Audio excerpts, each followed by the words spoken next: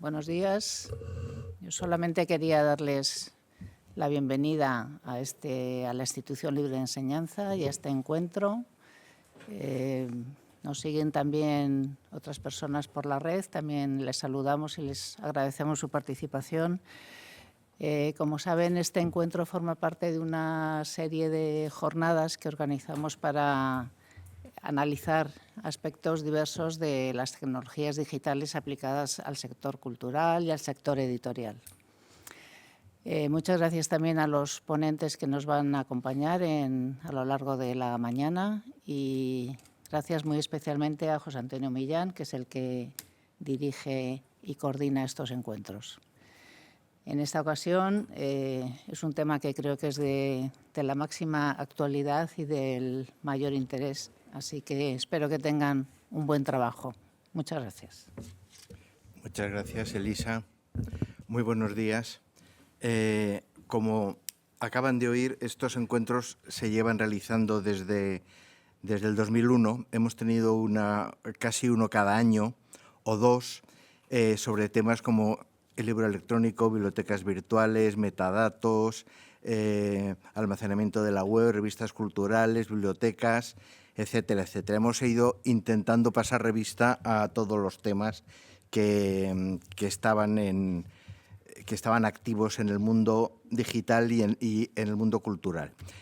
Este encuentro va a constar de dos partes. En la primera intervendremos 3 personas, luego habrá un coloquio y una media hora de descanso hasta las 12 y luego los otros 3 ponentes.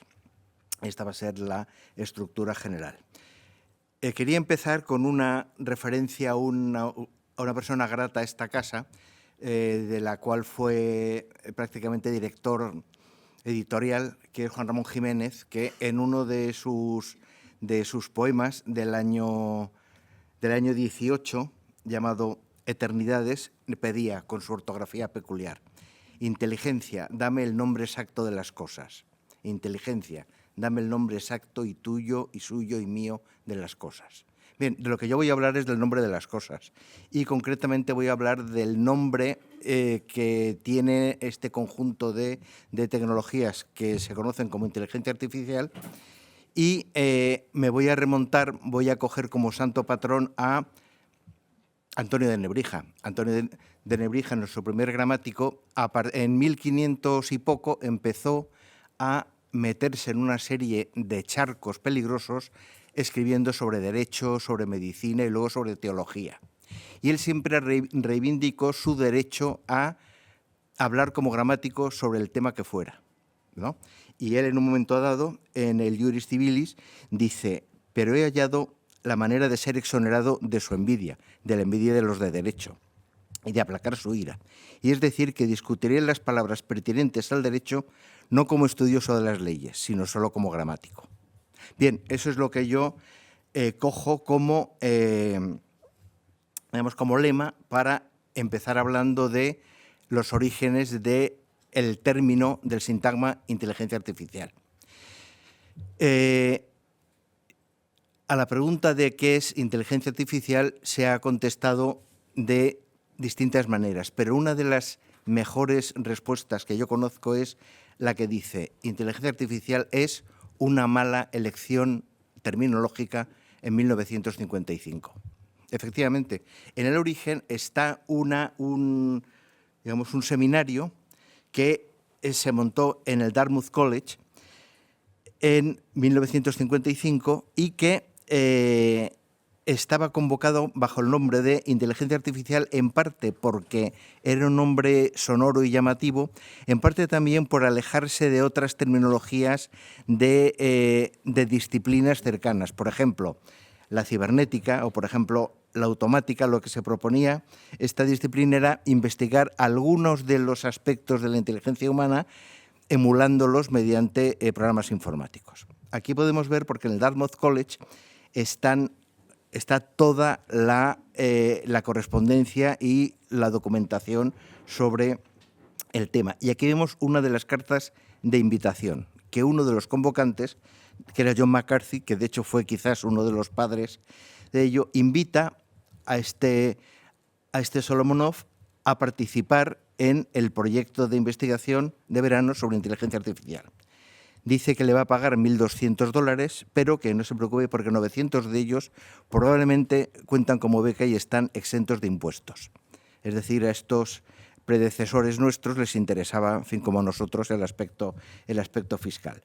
También decía que el lugar iba a ser en Hannover, pero que era un sitio fresquito, que no se preocuparan por la convocatoria del mes de agosto. Bien, con estos precedentes montaron este encuentro que, como digo, pues ha sido ha sido mítico, ¿no?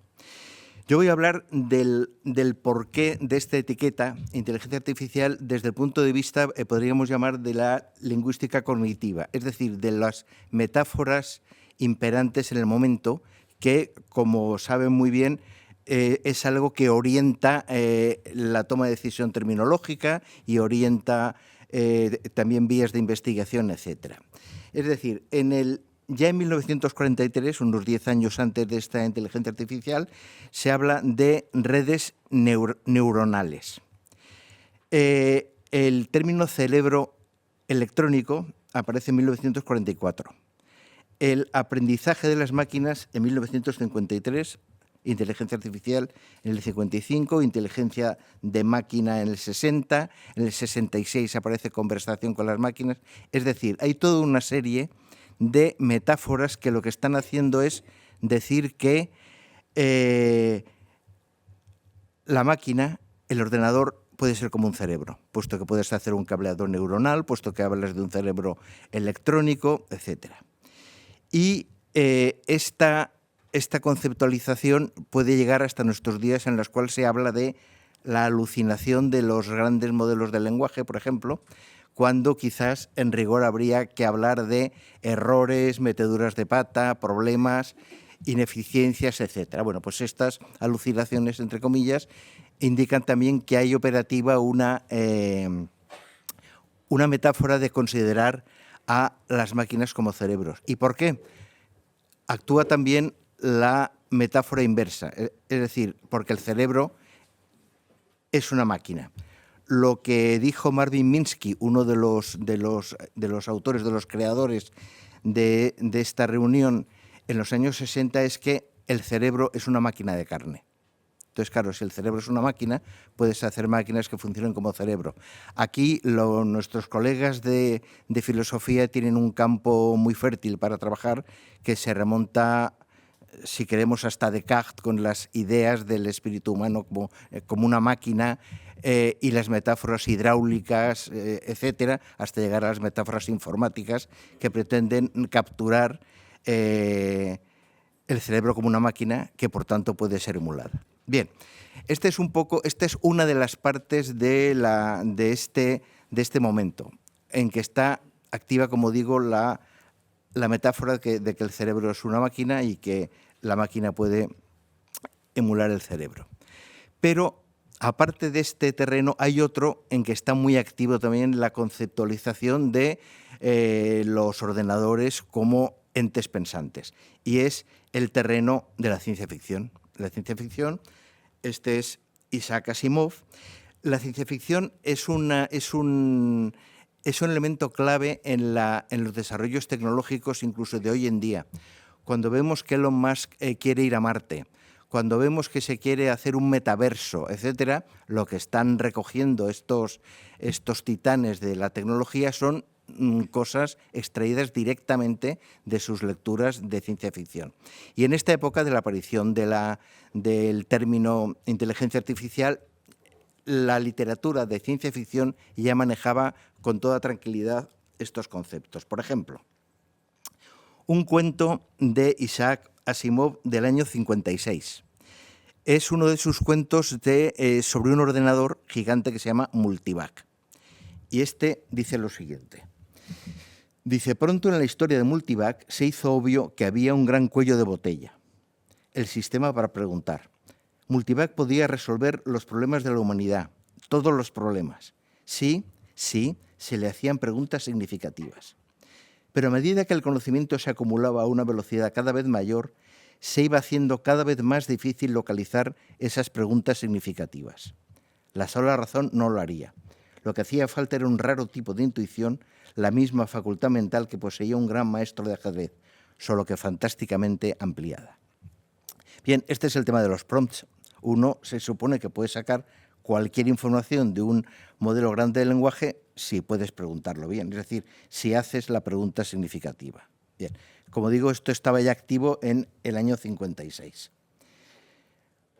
Las tres leyes de la robótica, que es otra gran aportación de pura ficción de Asimov, están hoy día activas en los coches automáticos y en otras esquinas de la robótica. ¿Por qué? Bueno, pues porque, digamos, parece bastante sensato que estén activas para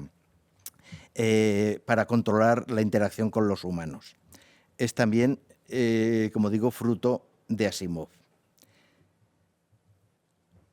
Otro gran personaje de la ciencia ficción, Stanisław Lem, el polaco, que en el año 65 escribe Ciberiada, que es una serie de relatos en los cuales unos robots intentan crear toda una cultura, y uno de estos robots decidió hacer una máquina que escribiera poemas.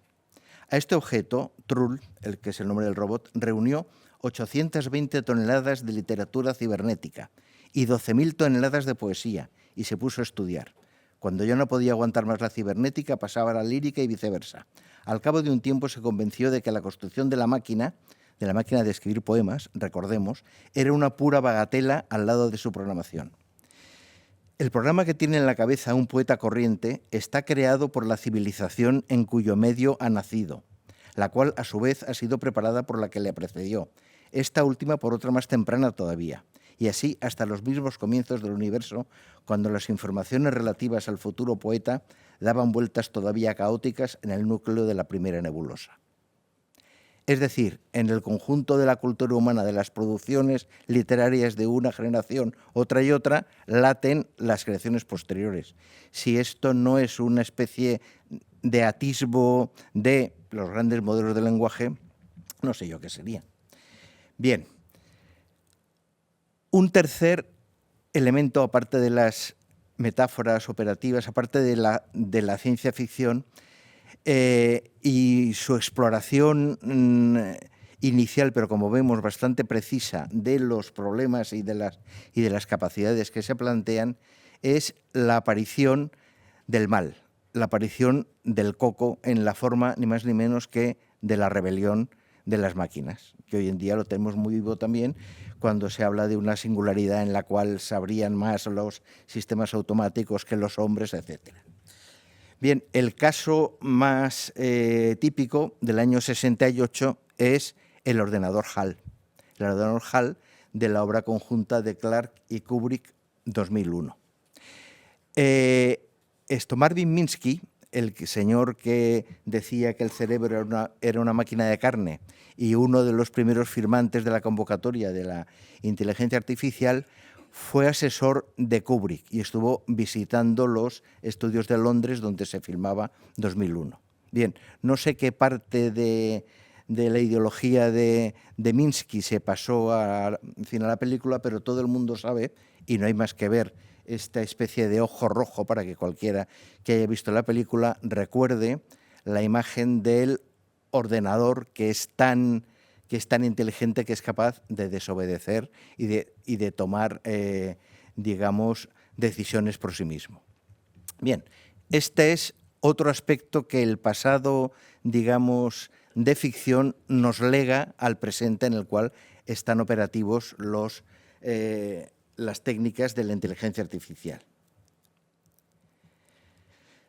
Bien, vamos a centrarnos un poco en los grandes modelos de lenguaje, en el GPT y similares, puesto que son unos de los que quizás nos van a interesar más aquí en el contexto en el que estamos.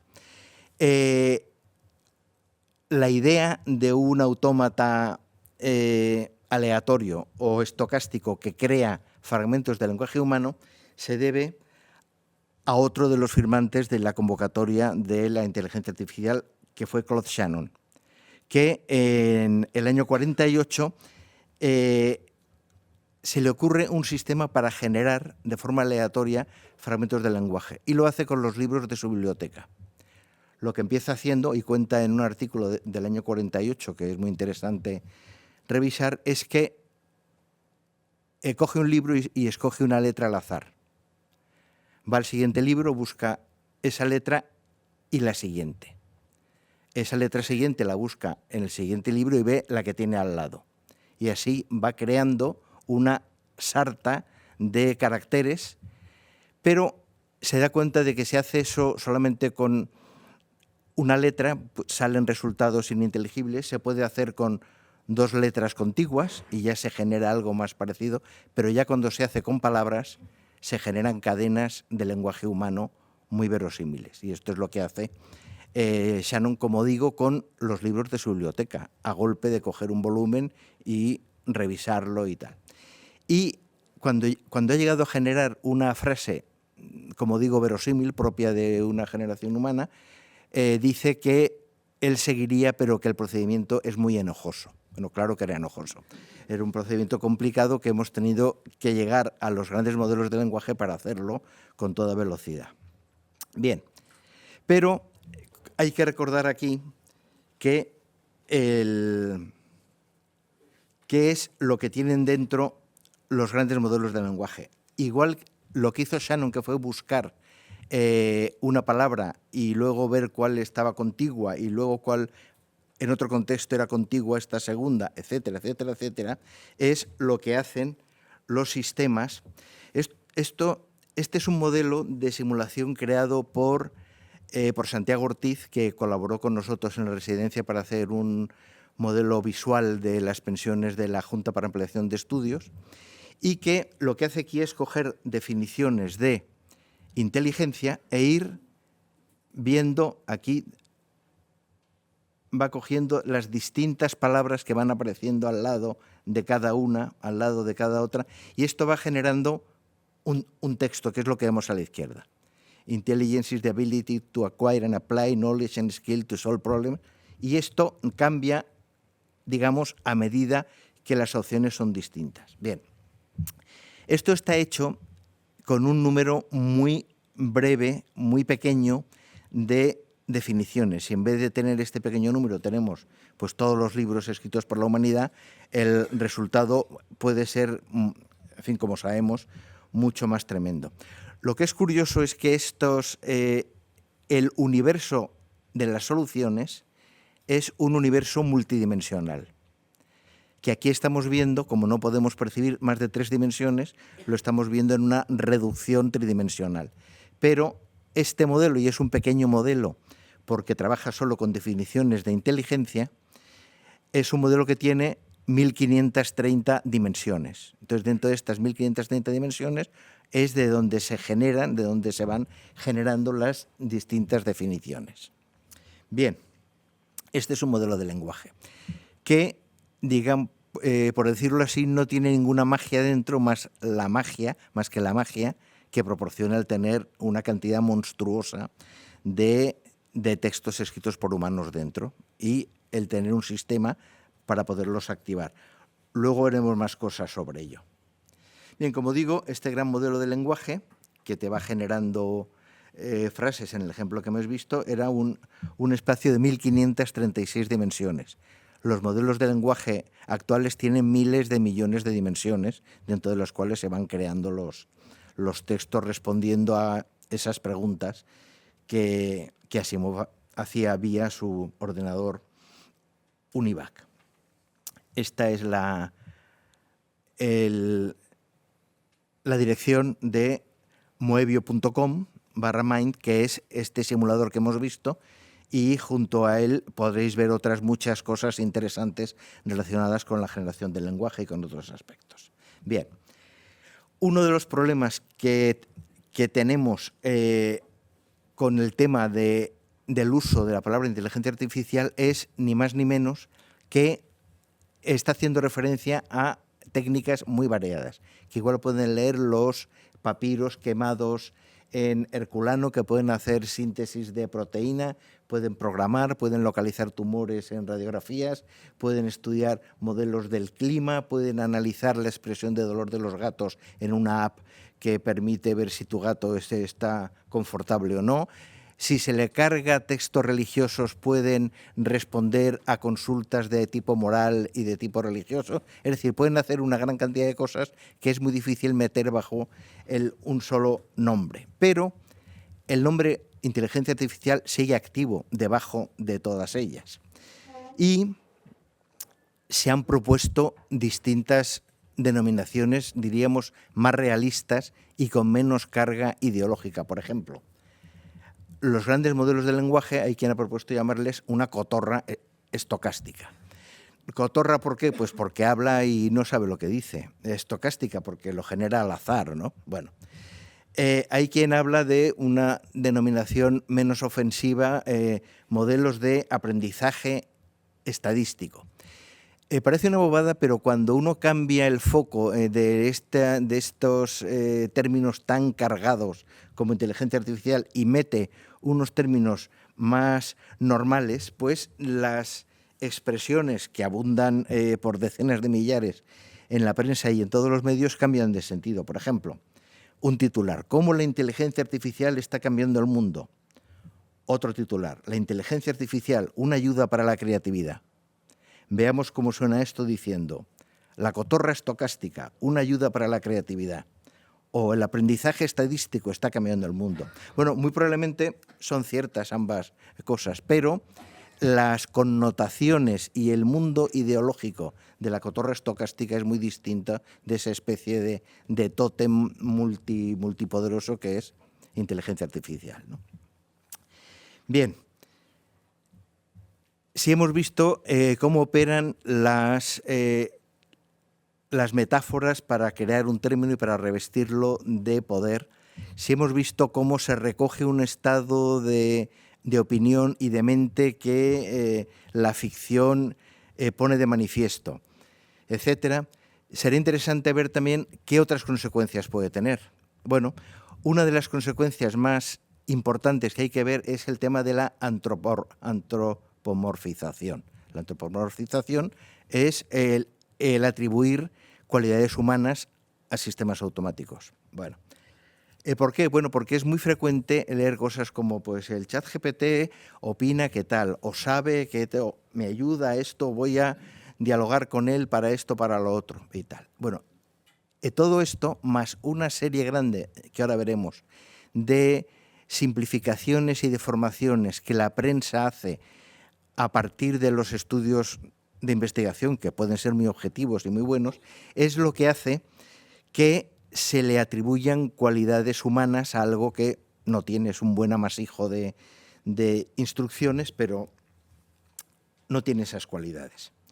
Me quería remontar a un programa de Joseph Weizenbaum que se llamaba ELISA, de 1964, muy en los principios de estos modelos. Weizenbaum ha sido una de las personas que, habiendo iniciado sus investigaciones en el seno de la inteligencia artificial, es de los primeros críticos y de los primeros que se oponen a seguir trabajando en el terreno y tal. ¿Y por qué? Ahí su momento clave, su momento de epifanía, fue cuando crea ELISA. ELISA era un programa muy tosco de diálogo, que él copiaba, o se inspiró, por mejor decir, en la forma de diálogo de un psicoanalista. Psicoanalista dice, no, pues porque mi madre no sé qué, te puede contestar. Ah, muy bien, háblame más sobre su madre. O bien, o cuéntame sobre tu familia, etc. Es decir, puede coger una pequeña pista léxica del enunciado del consultante y devolverle una pregunta aparentemente significativa. Bueno, él, que sabía que eso era un constructo informático, se sorprende, y esto lo dice luego en un artículo, de la reacción que tienen desde profesionales como psicoanalistas hasta gente de a pie ante este programa que parecía que podía dialogar. Él dice lo siguiente: la reacción ante ELISA me mostró más vívidamente que nada que hubiera visto hasta el momento qué cosas tan enormemente exageradas aún un público bien educado le puede atribuir o incluso está deseando atribuir a tecnologías que no entiende. La iluminación aquí le vino en un momento en que su secretaria en el instituto en el que estaba trabajando estaba dialogando con Elisa, a través del teclado, por supuesto, y en un cierto momento la secretaria le pidió que se fuera de la habitación porque estaba teniendo una conversación de tipo privado con el programa. Bien. Esta atribución de conceptos, de comprensión, de penetración dentro de la psique de la persona con la que está dialogando y tal, es el elemento, como digo, que le permitió ver que había algo en el tema del diálogo con un sistema automático que planteaba problemas de atribución de personalidad.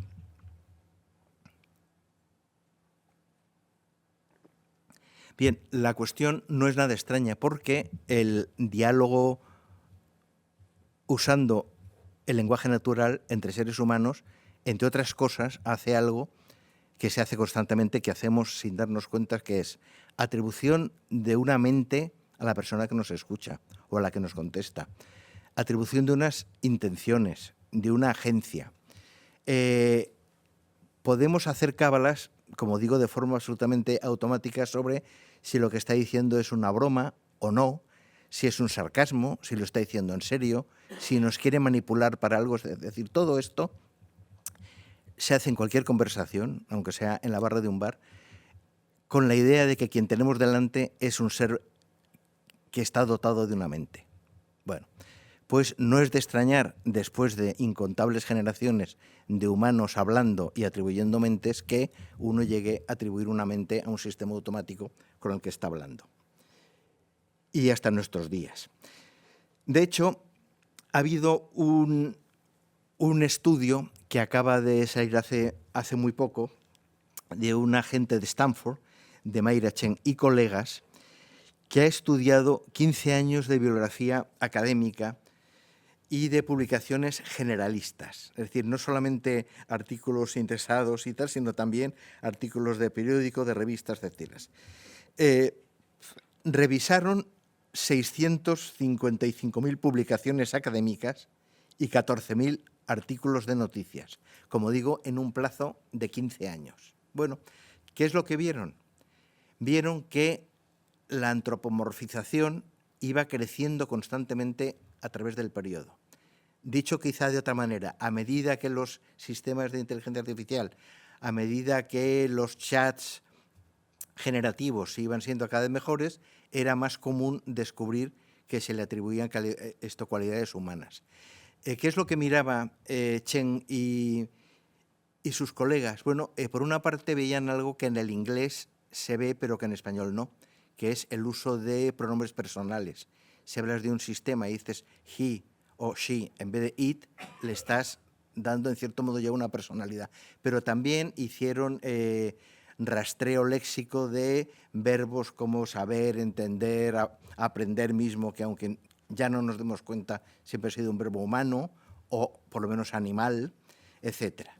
Bueno, lo que vieron, como digo, es que la antropomorfización iba creciendo constantemente y crecía más en los artículos de publicaciones generales que en las publicaciones científicas. Es decir, los científicos que hablan de estos sistemas, aunque van dejando rastros de que cada vez más les atribuyen una cognición humana o ciertas características humanas, pero más levemente que cuando un estudio del tema que sea cae en manos de la redacción de un periódico o de una revista, se convierte en una máquina de antropomorfizar el tema que sea, ¿no? Pues de eso, del estilo del sistema tal, está leyendo estos de Pompeya, o el sistema X sabe cuando una radiografía tiene un tumor o no. Bueno, todos estos verbos, entre otros muchos recursos, van metiendo la idea de un ser consciente. Esto no sabemos, vamos a ver, luego hablaré de qué consecuencias, digamos, está teniendo, pero hay un lugar en el que es muy operativo, que es en los asistentes digitales de hogar, tipo Siri y Alexa y compañía. Se ha estudiado la relación de los niños de los niños con ellos. Claro, un niño que es un ser hablante, inteligente, aunque de corta edad, ve que en su casa hay un aparato con el cual puede dialogar, que le pide cosas, ponme una película de dibujos animados, toma, aquí la tienes, etcétera, empiezan a atribuirle no ya cognición humana, sino como se detectó en un estudio de campo que un niño de corta edad preguntaba a Siri, Siri, ¿tú tienes papá y mamá? ¿Y tienes amiguitos? Bueno, esta es una de las consecuencias que está teniendo el hecho de convertir estos seres digitales en, como decía la propaganda de Alexa, en parte de la familia. Bien, ¿por qué se están atribuyendo cualidades humanas? Es decir, ¿a qué obedece de forma, digamos, premeditada o no, esta atribución de cualidades humanas a, digamos, programas informáticos? Bueno, según en parte lo que concluyen Chen y sus colegas, es algo que esta atribución de cualidades humanas oscurece sus auténticas capacidades.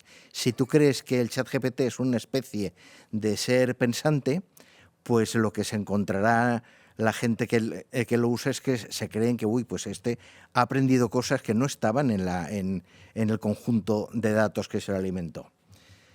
Crea un exceso de confianza en la tecnología. Como estamos en una época muy filotecnológica, esto lo refuerza. Facilita la evasión de la responsabilidad corporativa, que es un tema interesante y en el que ya empiezan a aparecer sentencias y tal. Si tú tienes un chat en tu página web para ayudar a un cliente y el chat dice que X y que Y y resulta que no es, pues entonces, bueno, pues ahí la empresa, aunque en un caso real en que esto ocurrió, la empresa dijo que no, que ya no era, que era el chat el que se había confundido. Bueno, la empresa tiene, por supuesto, toda responsabilidad, ¿no?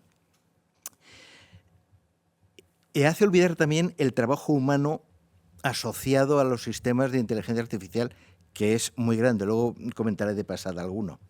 Pero, claro, la gente que está desarrollando estas cosas que parecen que son humanas o sobrehumanas o casi humanas, están defendiendo inversiones monstruosas en sus empresas.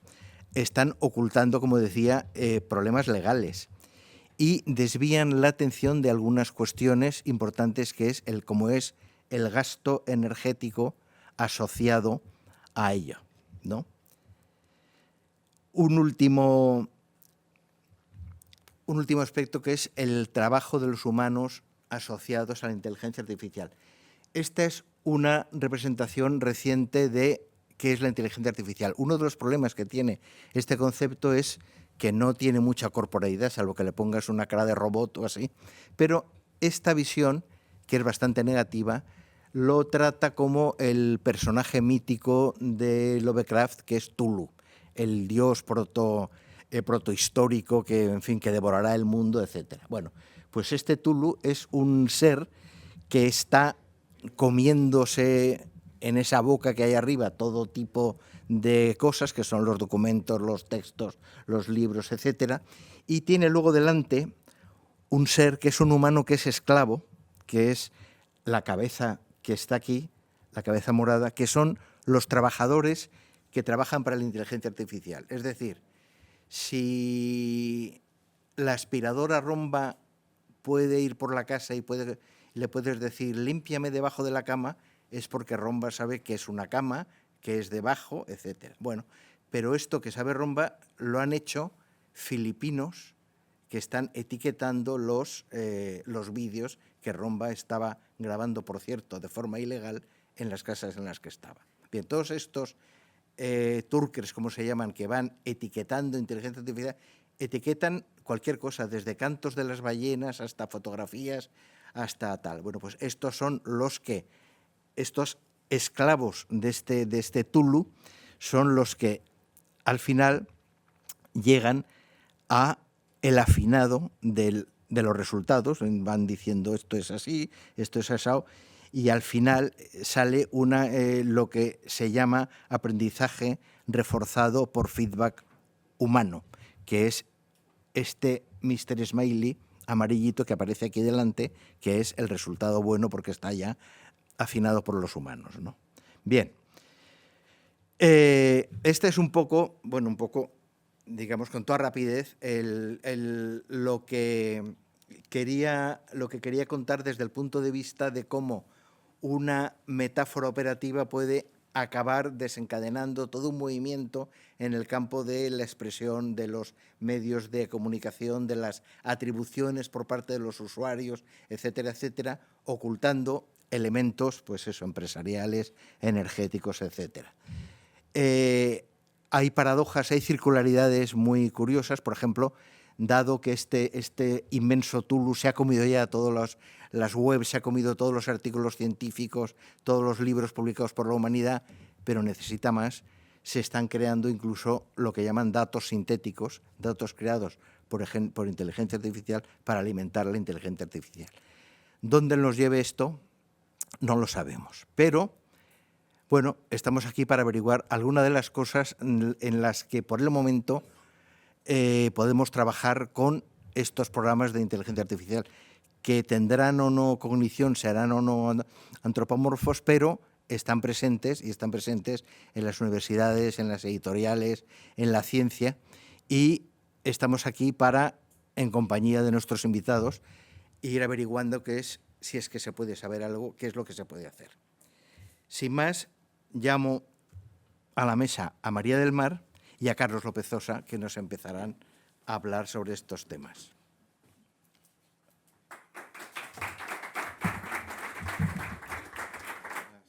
Localizamos esto, voy a ir presentando a María del Mar Sánchez Vera, de la Universidad de Murcia. Investiga sobre pensamiento computacional, programación, robótica e inteligencia artificial en la educación. Su campo propio es la educación, la pedagogía, y forma parte del grupo de investigación en tecnología educativa. La tecnología educativa, que como sabemos esta institución fue de las que empezó a poner en marcha, pues hoy en día hemos llegado a este extremo. Vale, para pantalla completa, que nunca me... Aquí. Bien, lo hemos conseguido. Bueno, buenos días a todos y todas. Yo estoy encantada de estar aquí, además veo muchas caras amigas, lo cual me da mucha presión hacerlo muy bien para que los amigos me sigan queriendo mucho. Entonces, bueno, yo como pedagoga llevo desde ayer con todo el mundo que me encuentro diciendo que estoy súper emocionada de estar aquí, porque bueno, la Institución Libre de Enseñanza, la Residencia de Estudiantes, todas estas instituciones construyeron lo que son las bases pedagógicas de lo que es nuestro sistema educativo actual, ¿no? Entonces, para mí, pues yo ayer iba por la residencia echándome fotos yo sola y me lo estoy pasando muy bien. Yo vengo a abordar un tema que es un gran melón, porque la IA en la educación tiene muchas dimensiones, tiene muchas cuestiones. Voy a tratar de ofrecer una panorámica para luego generar un debate, porque además hay dos cosas de las que todo el mundo habla. Todo el mundo es médico y todo el mundo es maestro. Entonces, todo el mundo te pone malo y te receta el paracetamol y todo el mundo te dice qué tienes que hacer, ¿no?, para educar a tus hijos. Entonces, creo que son temas que dan mucho pie a debate y mi idea es plantear un poquito el panorama. Yo, como han comentado, vengo de la Universidad de Murcia, soy cartagenera. Aquí también hay alguna compañera cartagenera muy maja y muy buena gente. Y bueno, nosotros lo que abordamos es todos estos temas desde el ámbito de la pedagogía, desde el ámbito de la tecnología educativa. No me voy a meter en cuestiones sobre IA, porque es cierto que además José Antonio ha hecho un repaso bastante amplio, pero sí que creo que es importante que entendamos que la IA no es nueva, lleva operando en nuestra vida desde hace mucho tiempo, la tenemos en los algoritmos de búsqueda. Si cogiéramos ahora el teléfono móvil y buscáramos algo, a cada uno Google nos ofrecería una respuesta diferente, condicionada en función de cómo ha ido aprendiendo de las otras búsquedas previas que hemos hecho. Hay muchas teorías interesantes sobre cómo se ha creado esa burbuja, esa polarización social, ¿no?, a raíz de la interacción que tenemos en estas redes. Y lo que impacta mucho en educación y lo que vamos a hablar mucho es de inteligencia artificial generativa, pero la inteligencia artificial es un campo muy amplio y en educación también ya existía. No obstante, yo antes, a estas horas de la mañana, vamos a hablar sobre qué es aprender. Y vais a decir, ya está, la pedagoga que está en mí lo tiene que sacar. ¿Por qué? Porque casi todos los debates que hay sobre educación y sobre tecnología, en cierto modo, subyace debajo una idea concreta de qué es aprender. Y cada uno de nosotros tenemos una idea que es aprender. Está condicionada por nuestra experiencia vital, por lo que pensamos que es la escuela, y la tecnología no es neutra. Y cuando la construimos, subyace una visión pedagógica detrás que condiciona luego lo que podemos hacer con ella. Sabemos que hay 3 grandes teorías psicológicas, ¿no? El conductismo, en el que aprender es poder ver cambios en la conducta observable, sería el modo super nanny, para que lo entendamos, que todos seguimos usando con nuestro hijo, ¿no? Si te comes la comida pasará esto, y si te portas bien y si te portas mal. Luego tenemos toda la teoría cognitivista, que hoy en día ha derivado mucho en el ámbito de la neurociencia, que es muy interesante, y de hecho se parece mucho a la tecnología y surge en el mismo momento histórico porque se entiende que el cerebro es como un ordenador que puede procesar información, se estudia la memoria, se estudia el lenguaje, se estudia la atención y se plantean teorías muy interesantes porque para mí es importante decir que yo creo que no son diferentes una de otra. Yo creo que de todas se puede aprender y luego podemos construir nuestro propio concepto de lo que es aprender, ¿no? Pero sí que sabemos que hoy en día, a raíz de Piaget, de Vygotsky y de todo lo que también se trabajaba desde la institución libre de enseñanza, que aprender es algo más. Que los niños y niñas aprenden de lo que ya saben, que el contexto social es lo más importante, que los deberes somos las madres, que nos sentamos con los niños a hacerlo. Es decir, hay determinadas cuestiones que influyen en el proceso de aprendizaje y que la escuela es algo más. Y conforme empieza a desarrollarse la tecnología, empezamos a ver que la propia función de la escuela cambia. Si habéis ido a la Universidad de Salamanca, que es maravilloso, veréis cómo la gente con dinero mandaba a los criados para que copiaran la información, porque lo importante era acceder a la información.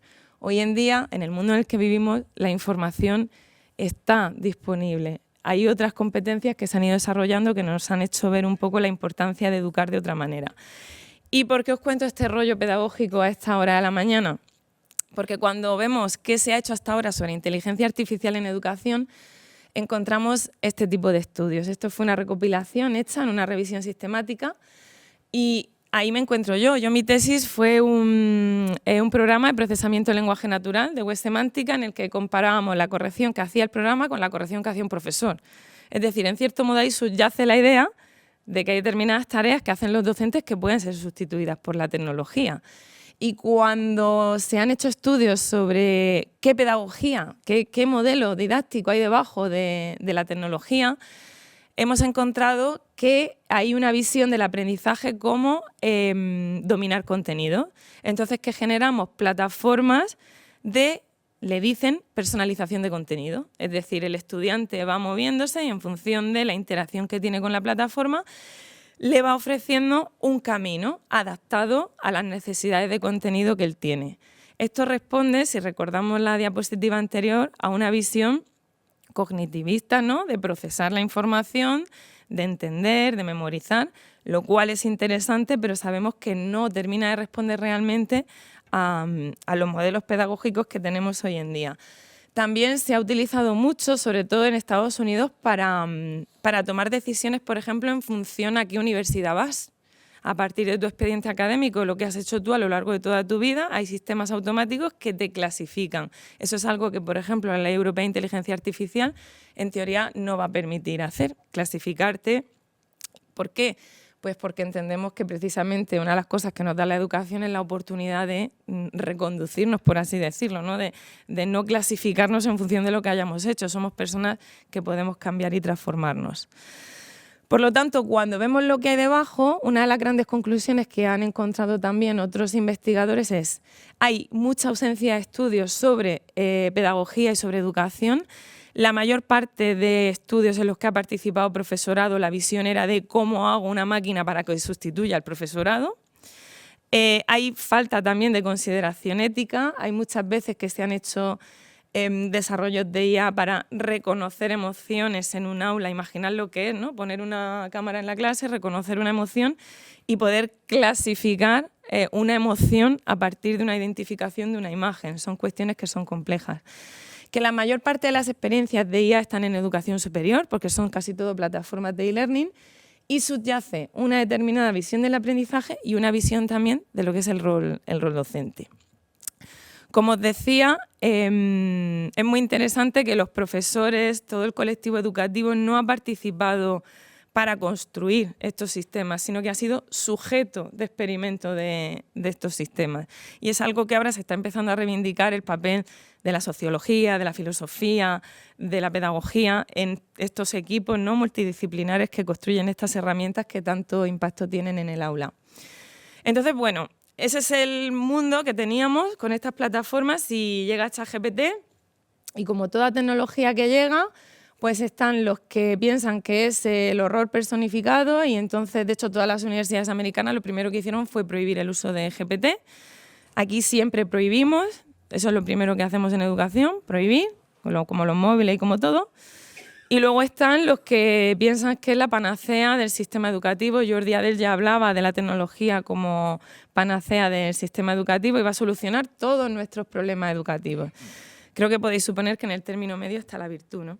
Lo que pasa es que ChatGPT, y ChatGPT lo pongo como representación, es el más conocido, pero lo pongo como representación de lo que son todas las herramientas de IA generativa, tampoco hace nada que no existiera ya. Es decir, cuando llega a la Wikipedia, ¿qué hace Internet? Democratiza esa enciclopedia salvada de esos CDs de la Encarta, ¿verdad?, que compartíamos, que yo de pequeña me mandaban un trabajo de historia, yo cogía mi enciclopedia de casa y copiaba lo que venía ahí y entregaba el trabajo. Y la calidad y la calificación de mi trabajo dependía de la calidad de la enciclopedia que yo tenía. Cuando llega Internet nos llevamos el susto a nivel educativo, pero en cierto modo lo que estaba haciendo era democratizar ese acceso a la información y plantearnos nuevos retos en la educación, porque ya no era todo fiable, ya no era todo la Encarta, ya era el blog de Paco. Y el blog de Paco, pues a lo mejor no tenía la misma fiabilidad que la Encarta. El pobre Paco siempre lo uso de ejemplo, los que os llaméis Paco no os sintáis aludidos. Y llega ChatGPT, ¿a qué sustituye ChatGPT? Sustituye algo que ya existía, que es a la madre que se sienta con el niño a hacer los deberes, que es a la empresa que le paga, o sea, que yo hago las tutorías de mis estudiantes de TFG y salgo y enfrente de mi aula tengo una empresa que pone te hacemos tus TFG, ¿vale?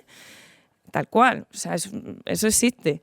Es decir, es la ayuda, ¿vale? Es la persona que te ayuda, que tal, y es que se puede equivocar ya, pero es que también las personas se equivocaban y el compañero que te pasaba los apuntes del año pasado también se podía equivocar. Es decir, en cierto modo, la clave por la que realmente yo creo que la IA generativa está siendo tan polémica en educación es porque es muy difícil de detectar. Hasta ahora, cuando había copia, bueno, yo quiero decir que esa visión del rol de los que seáis docentes, esa visión de policía, de estar constantemente viendo dónde están copiando, cansa bastante. Realmente yo cuando he encontrado copias ha sido muchas veces porque no sabían citar información y para mí Turnitin, que es una herramienta que tenemos en la Universidad de Murcia, lo que ha sido, por ejemplo, una oportunidad para sentarme con los estudiantes y ayudarles a procesar y a trabajar la información de forma correcta.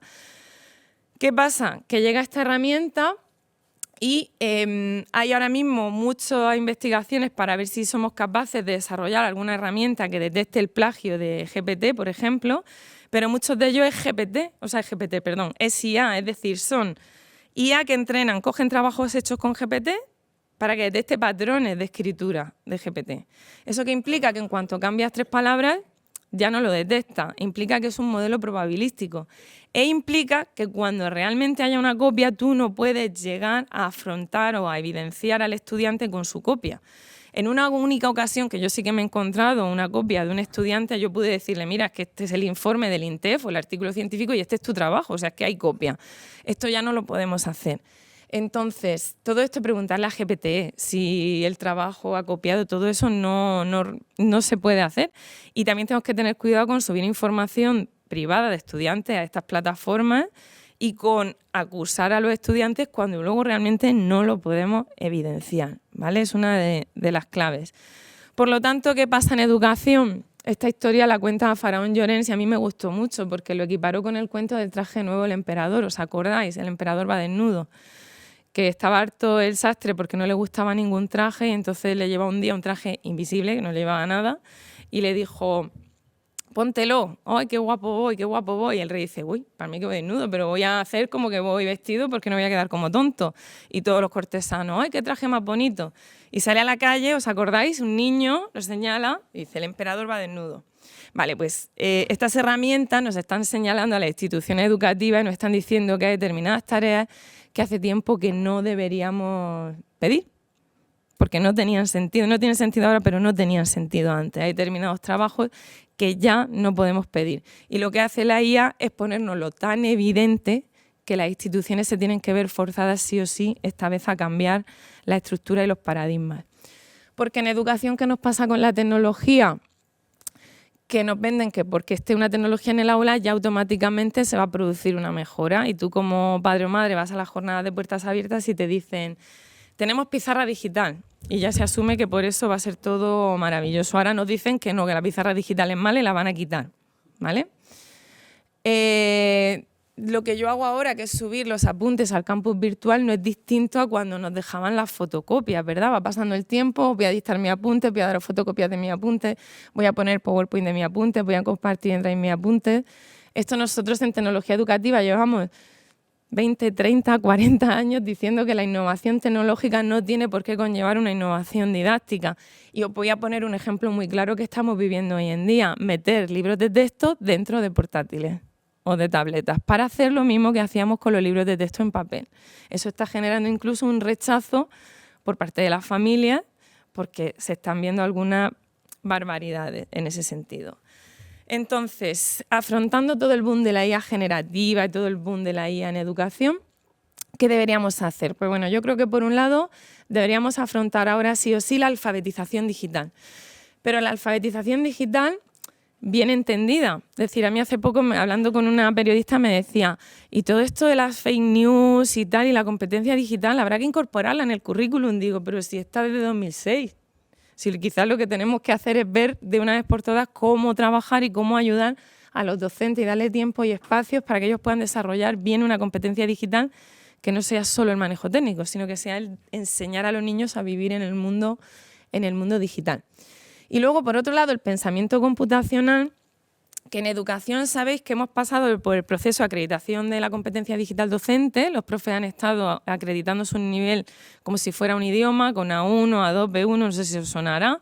Si tenéis algún docente cerca, andan todos locos con ese tema. Y ahora vamos a entrar en el programa Escuela 4.0. El programa Escuela 4.0 va a ser el aterrizaje de lo que es el pensamiento computacional en el aula. Y como todo en educación, se puede hacer bien o se puede hacer mal. Y hacerlo bien es muy complejo porque pone en cuestionamiento dinámicas tradicionales del sistema. Pensamiento computacional no es solo saber programar, implica entender cómo funciona la tecnología, implica un cambio de rol en el que no solo seamos consumidores, sino que seamos creadores, ¿vale?, de tecnología, que manejemos esos idiomas y que la tecnología nos permita pensar y crear cosas con ella. Y eso en el aula podemos, en español a las dos cosas le llamamos parque. El parque, que es el parquecillo ese donde los metemos, pero de ahí no pueden salir, ¿no? Y luego el parque, donde ellos se pueden mover. En inglés se dice de forma distinta, se dice playpen y playground. Entonces, yo me temo que podemos caer en un playpen en el que metamos una persona que lleve a los niños a programar a Scratch un día a la semana y ya consideremos que estemos desarrollando el pensamiento computacional, y vamos a perder la posibilidad de que ellos sean creadores autónomos y que empiecen a trabajar de otra manera. Porque es que desarrollar esto implica muchas cosas que no sé si el sistema ahora mismo está dispuesto a asumir. La segunda parada se referiría a educación a través de sistemas de IA. Y aquí es todo lo que hemos hablado de educación online. Y a mí me da mucho miedo que entendamos que el proceso educativo es algo que puede reducirse a un conjunto de algoritmos. Porque entonces sí que todos los profesores se van fuera de las aulas y ser docente hoy en día es algo más que eso. Cuando a mí me dicen, ¿la IA va a sustituir a los docentes? Yo pregunto, ¿qué rol docente tienes? Si para ti ser docente es transmitir información desde tu tarima e iluminar con el conocimiento a los estudiantes, que es una visión súper romántica del siglo de oro, que lo hablaba con el compi cuando veníamos, es maravillosa, pero es que eso ya no es la IA, es que el vídeo te sustituyó hace mucho tiempo. Lo decía Antonio Bartolomé, un gran profesional también de la tecnología educativa. Por lo tanto, el docente como la persona que ayuda a que el estudiante convierta la información en conocimiento a partir del diseño de la tarea y que integra la tecnología para que enriquezca el proceso educativo, eso sí que no lo va a poder hacer una IA. Y hacia ahí es hacia donde nos tenemos que focalizar. La tercera parada sería la IA como asistente para preparar contenidos y diseñar recursos, que es uno de los grandes potenciales por los cuales muchos docentes están formándose en IA. Porque por un lado tú le enseñas la herramienta y entran en pánico de madre mía, que hay tareas que yo ya no puedo pedir, pero oye, que hay tareas que también me pueden venir muy bien a mí, ¿no? Y entonces viene muy bien como copiloto para mejorar esto que estoy yo haciendo hoy, que es la muerte por PowerPoint. ¿Vale? ¿Por qué? Pues porque le puedes pedir ideas para que te genere dinámicas de clase, le puedes pedir ideas para diseñar presentaciones visuales que te las hacen en un minuto. Es decir, esa idea no de una persona que te puede ir asesorando, pero que siempre tengas tú un poquito el control de la información. Y la cuarta parada sería la incorporación didáctica. Y aquí es muy importante la tarea, porque yo ahora defiendo mucho la teoría de que la tecnología individualiza, pero que somos los docentes los que personalizamos. Cuando le preguntáis a cualquier modelo de IA, Gemini, ChatGPT, las ventajas de la IA en la educación, te hablan de la personalización. Pero tenemos que tener muy en cuenta lo que hablábamos antes. Personalizar contenido no es personalizar el proceso de enseñanza. Eso solo lo va a poder hacer el docente que entiende el contexto del alumnado, que entiende la tarea, que entiende el proceso creativo de sus estudiantes y que sabe conectar la realidad del niño con lo que tiene que aprender. Que eso es lo que es ser docente, pero no es nuevo. Eso ya lo hablaban aquí en la Institución Libre de Enseñanza hace muchísimos años. Distintas maneras en las que se está usando la IA generativa en educación. Pues bueno, yo encuentro un problema cuando se utiliza como sustituto de Google. Y es una de las principales funcionalidades que están haciendo mis estudiantes. Utilizan la IA para buscar información. ¿Es interesante? Sí. Pero hay que ser experto en el contenido que te da o saber cómo contrastarlo porque sabemos que alucina. Y además, como digo, aunque no todo lo que hay en Internet es fiable, cuando tú buscas en Google, tú puedes ver si es el blog de Paco o es un artículo científico, de dónde está sacando la información, ¿no? Cosa que en esta herramienta es un poquito más complicado. Y luego la generadora de ideas, que es uno de los potenciales que yo veo, ¿no? Dame ideas para, y yo lo uso mucho así. Hay estudios que plantean cosas interesantes como que en función del nivel de creatividad y pensamiento divergente que tengan los estudiantes, es útil o no. Porque se han hecho estudios en los que a un grupo de estudiantes le vino muy bien porque tenía mucha creatividad y el uso de esta herramienta fue el punto de partida al cual ellos desarrollaron su creatividad, y hay otros que sintieron que la IA tomaba el control de pensamiento y que ya ellos no podían construir. ¡Oh, qué miedo! No, aquí está el papel del docente, en decidir qué tarea plantea, de qué modo y a qué estudiantes les va a ir marcando un camino, les va a ir dando otro. Aquí es donde está la personalización y no la da la IA, la da la persona. Y luego educar también es trabajar muchas cosas, como los sesgos, ¿no? ¿Qué sesgo veis aquí? Aparte del jersey granate y las gafas, que es lo primero que ve todo el mundo, porque aquí solo, no sé si ninguno cumplimos con el sesgo de la IA. Espero que lo veáis, el sesgo que hay. ¿Qué sesgo hay? Que no hay ni una mujer, ¿vale? En una profesión altamente feminizada, ¿vale? No hay ni una mujer. Aparte de todos señores maravillosos, la inclusión forzada luego por ese filtro humano, que también aparece. Y yo una vez preparando una presentación digo, venga, un docente, además puse docente, no puse un o una. Docente pensando que aparezca una bombilla. Y si veis, saca un hombre de 3 brazos antes que una mujer, lo cual me llamó bastante la atención. Mi compañera Linda Castañeda habla de que cuando tú tienes que crear una receta de cocina, depende de lo que tengas en el frigorífico, vas a poder construir mejor o peor el plato, ¿no? Entonces aquí pasa un poco lo mismo. La IA refleja lo que somos un poco, refleja los sesgos, los que vemos y los que no vemos, ¿no? Y el de la familia española es uno de mis favoritos porque los niños bebiendo vino, familia evidentemente prototípica de señor, señora en el Mediterráneo comiendo la paella. Espero que seamos todos los de los niños. Confiaremos. Y bueno, también es trabajar, lo comentaba José Antonio, el impacto ambiental. Hay que acabar con el mito de que lo digital no contamina. Entrenar este modelo se hace durante meses, 24 horas. Se están llevando estos centros de entrenamiento, de hecho, a países con climas fríos porque necesita mucha cantidad energética. También reflexionar sobre en manos de quién está la IA, quién tiene ahora mismo el poder, quién tiene nuestros datos, quién tiene... Hemos perdido todos los proyectos de software libre que teníamos en España en los 90. Y no es que estas industrias sean malvadas, pero son lo que son. Y hay una carrera espacial entre China, Estados Unidos y en Europa estamos tratando de ser los éticos y desarrollar pero hemos perdido un poco el tren porque no tenemos esa capacidad, ¿no?, para desarrollar estos sistemas. Ya la academia, la universidad ya entrena modelos, pero ya no puede llegar al nivel que tienen estas grandes corporaciones. Y luego el modelo de negocios de los derechos laborales, que también lo ha comentado él, donde sabemos que se está subcontratando trabajadores, no es diferente a otros modelos como el de la industria textil, y todo esto también forma parte de algo que tenemos que trabajar en la escuela, y esto es competencia digital, y esto es alfabetización digital, y esto es la función de la escuela del siglo XXI. Bueno, por terminar, quería mencionar que tenemos una ley europea de inteligencia artificial que ha dicho que la IA generativa, como ChatGPT, no será considerada de alto riesgo, pero tendrá que cumplir la normativa de derechos de autor, y esto veremos a ver cómo lo hacen. De hecho, una de las cosas que están haciendo es entrenar modelos con estos datos sintéticos, donde ya la autoría se ha diluido y ahí hay un debate y un jaleo importante. Y luego también indicar que la educación ha sido considerada riesgo alto, ¿vale? Estamos en la cúspide. ¿Por qué? Pues por evitar sistemas que clasifiquen a estudiantes, que te puedan reconocer emociones, todo ese tipo de cosas. Por lo tanto, tenemos que ir con mucho cuidado respecto a cómo integramos esta IA en la escuela. La clave, y en resumen para mí, es intentar evitar buscar respuestas tecnológicas a problemas que son educativos. No vamos a tener un botón mágico, una herramienta que nos vaya a responder a un problema que es estructural. Porque el problema no es que los estudiantes copien en el TFG, lo que nos tenemos que preguntar es qué es investigar hoy en día, qué competencias queremos que adquieran cuando investigan con el TFG, y que ya no va a ser tan importante el producto, sino el proceso. Pero es que eso lo tenemos escrito en las leyes desde 2006 que entran las competencias. Lo que pasa es que ahora sí, lo tenemos que hacer, porque es que ese trabajo final...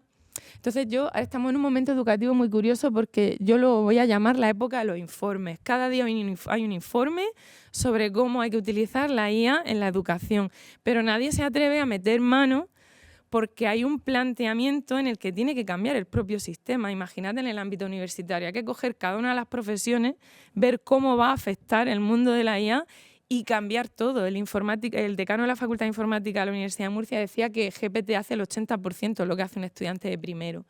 Por lo tanto, habría que replantearse qué cosas tienes que enseñarle tú a un informático ahora en primero. Imaginad a un maestro, qué cosas hay que enseñarle, qué cosas no hay que enseñarle.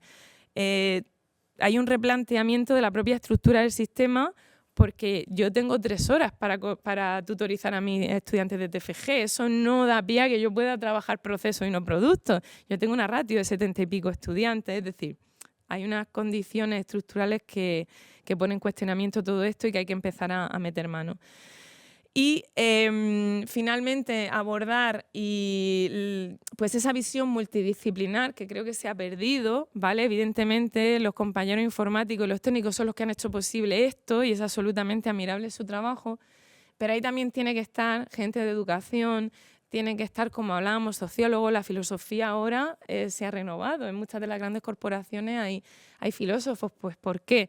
Pues porque si esto va a delimitar el mundo en el que vamos a vivir, tendremos que ver un poco todo lo que está pasando en el mundo, ¿no? Desde todas las áreas y todas las disciplinas.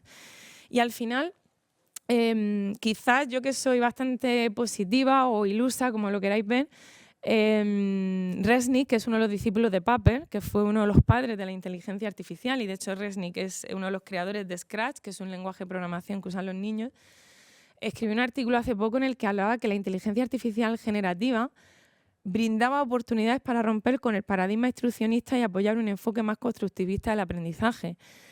No por la herramienta en sí, sino por lo que implica todo lo que estamos hablando, que hay cosas que ya sí o sí no podemos mantener, ¿vale? Esa resistencia al cambio a las instituciones, ese seco del superviviente, ya sí que no podemos volver atrás. Y me llamó mucho la atención que esta persona, con ese componente tan técnico, pero que ha heredado esa filosofía de Papert se fue a aprender con Piaget. Es decir, esa visión multidisciplinar se tenía y le han heredado sus discípulos, y me pareció muy interesante que una persona con este perfil técnico hablara de que ya era hora que de una vez rompamos con este modelo, ¿no?, que es la inercia del sistema educativo. Y no es nada nuevo, es que es volver a la pedagogía, a la pregunta, ¿vale? Porque es más importante qué le preguntamos a estas herramientas, cómo los estudiantes preguntan, cómo reflexionamos. Yo este año incorporé estas herramientas porque como yo sé que ellos las van a usar en el proyecto que hacemos, y entonces era, venga, profesora, y todos muy contentos, vamos a usar el GPT, vamos a usar Gemini. Claro, cuando les dije, no, vamos a usarlo, vamos a ver cómo preguntarle. Ahora te vas a la ley y buscas que lo que te está diciendo es verdad. Y me decían, profesora, estamos trabajando mucho, preferimos hacerlo de cero. Digo, ya, pero es que a mí ahora ya me da igual el informe que me planteé. Yo, todo este proceso que estáis haciendo de procesar la información, de construirla, de darle una vuelta, es hacia lo que tenemos que ir. Claro, eso yo, que soy muy reivindicativa, siempre tengo que poner mi puntico con 75 alumnos en clase y 11 semanas, pues bueno, la pedagogía, la pregunta, a veces se queda en la pedagogía, la clase magistral y el examen, porque no nos queda otra, ¿vale? Entonces, bueno, por mi parte nada más y muchas gracias por su atención.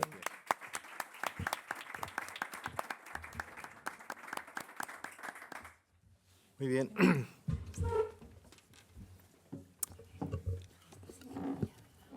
¿Qué? Estamos ya. Gracias. Voy a ir presentando a nuestro siguiente participante. ¿Tú vas a usarlo desde tu pen? Pues algo. Sí, porque mejor. Carlos López Sosa está en la Universidad de Barcelona. Ha estado trabajando sobre posicionamiento en buscadores, que ahora nos contará si sigue teniendo sentido estudiar posicionamiento en buscadores. Y en estos momentos se dedica al estudio de la inteligencia artificial en periodismo. Junto con la educación, digamos que el periodismo es otro de los grandes flancos en los cuales pues, hay que plantearse qué es lo que puede ocurrir con la utilización de estas herramientas. Sin más, Carlos López Sosa, cuando quieras. Hola, buenos días. Muchas gracias por la invitación.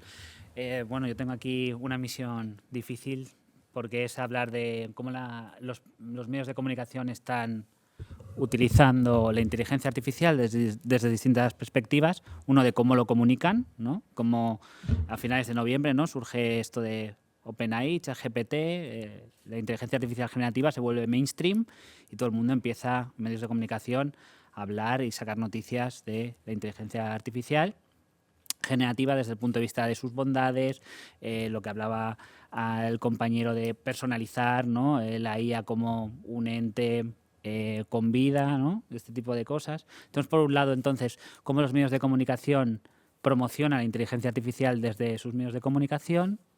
Tenemos, por otro lado, cómo las redacciones están utilizando tecnologías de inteligencia artificial para hacer su trabajo.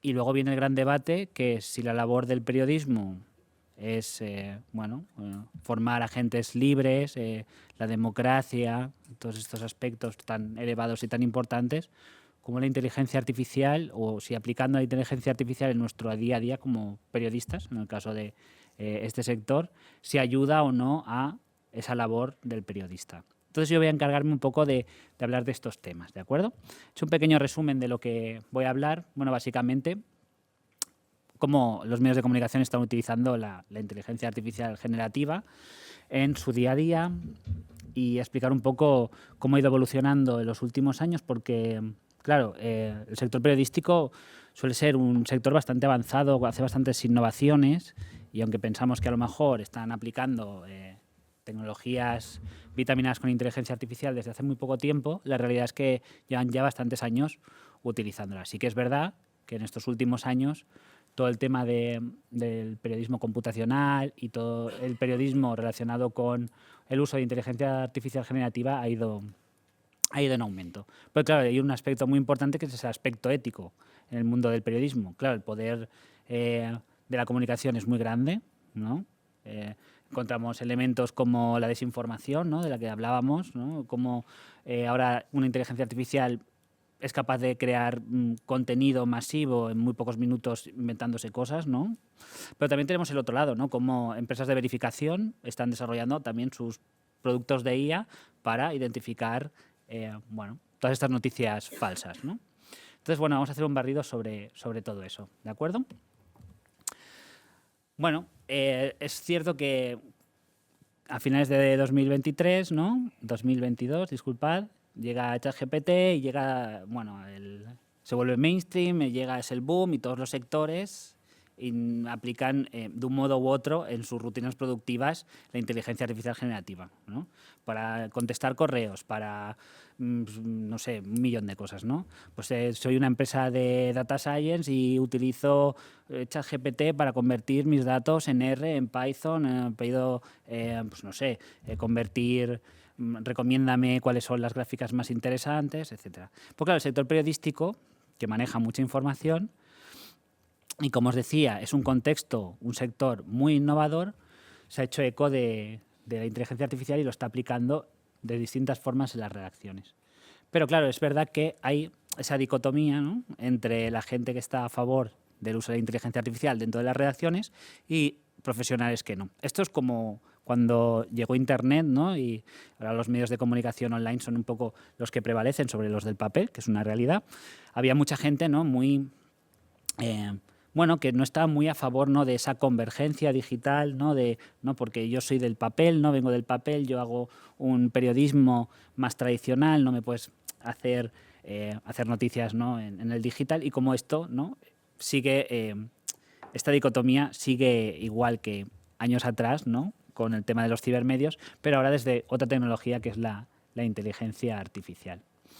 Bueno, la realidad también es que hay un papel muy importante que juegan los medios de comunicación respecto al uso de la inteligencia artificial y tienen, claro, muchísima responsabilidad. Por lo tanto, hacer un uso responsable, ético y transparente de la inteligencia artificial es esencial para hacer un buen periodismo y que eso repercuta en una sociedad más libre, más democrática, etc. Pero claro, esto digamos que tiene muchas sombras, ¿no?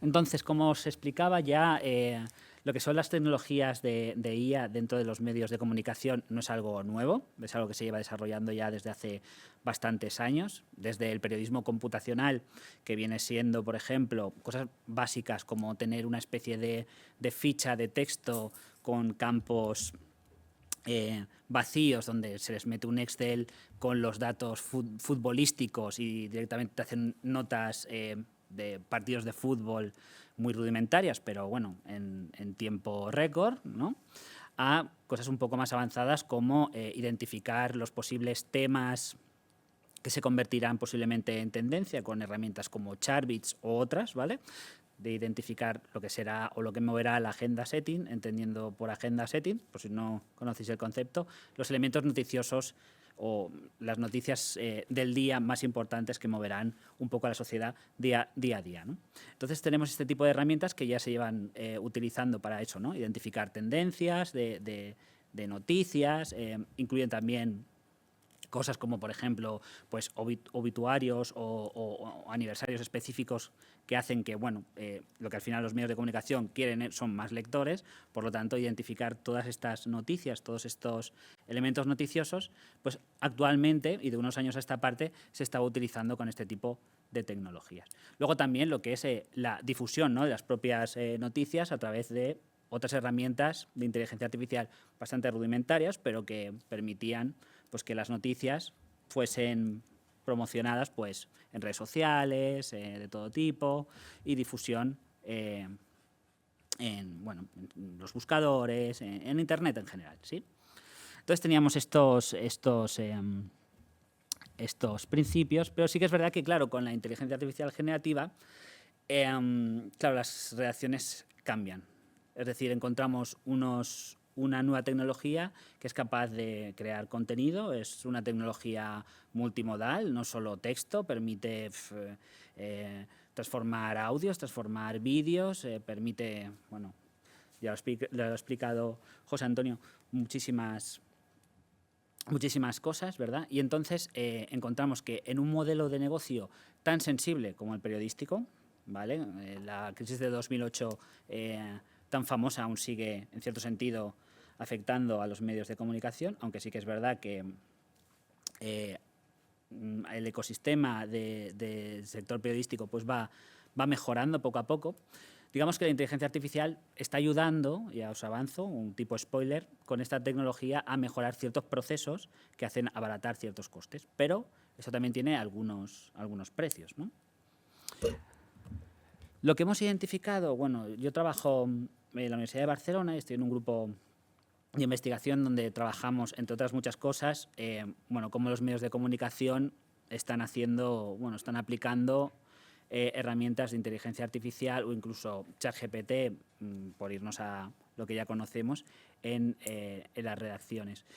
De esos proyectos de investigación hay uno que hace poco concluimos, que fue hacer una revisión sistemática sobre cuáles son los productos de inteligencia artificial que se vienen desarrollando en los últimos años en los medios de comunicación de todo el mundo. Identificamos que, en principio, al menos a día de hoy, se está utilizando la inteligencia artificial generativa en 3 aspectos principales. Os he puesto aquí las 3 tipologías de herramientas que os quiero mostrar, y estos son ejemplos de algunas de las cosas o productos de IA que se han desarrollado. No vamos a ir uno por uno, pero la idea está en que la inteligencia artificial generativa se está utilizando por parte de los medios de comunicación para la automatización de recogida y documentación de información. Fijaros, los papeles de Panamá, por ejemplo, que fue un cúmulo, un conjunto de datos inmenso con la colaboración de distintos medios de comunicación, tuvieron un proceso de cribado de esos datos a través de inteligencia artificial para identificar convergencias, divergencias entre esos datos, ver patrones de rastreo, de cosas turbias, ¿no?, que todos conocemos.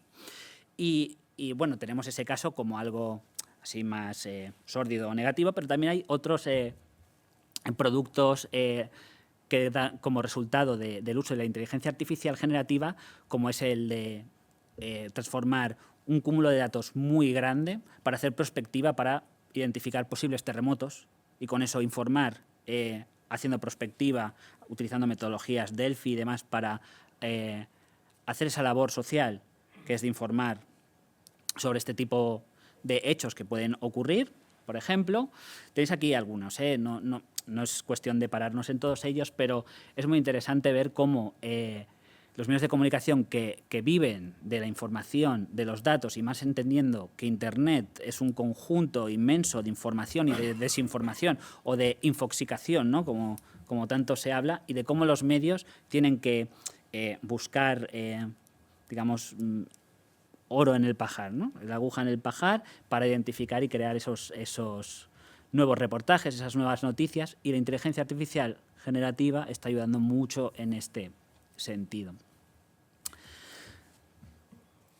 Por lo tanto, es bastante habitual encontrar equipos dentro de medios de comunicación, equipos centrados en datos, en hacer estudios sobre Big Data en cuestiones noticiosas, utilizando herramientas de inteligencia artificial para identificar posibles noticias, ¿de acuerdo? Y es lo que está haciendo también que se vaya marcando un poco la diferencia a la hora de competir, pues, con el blog de Paco, que decía la compañera, ¿no?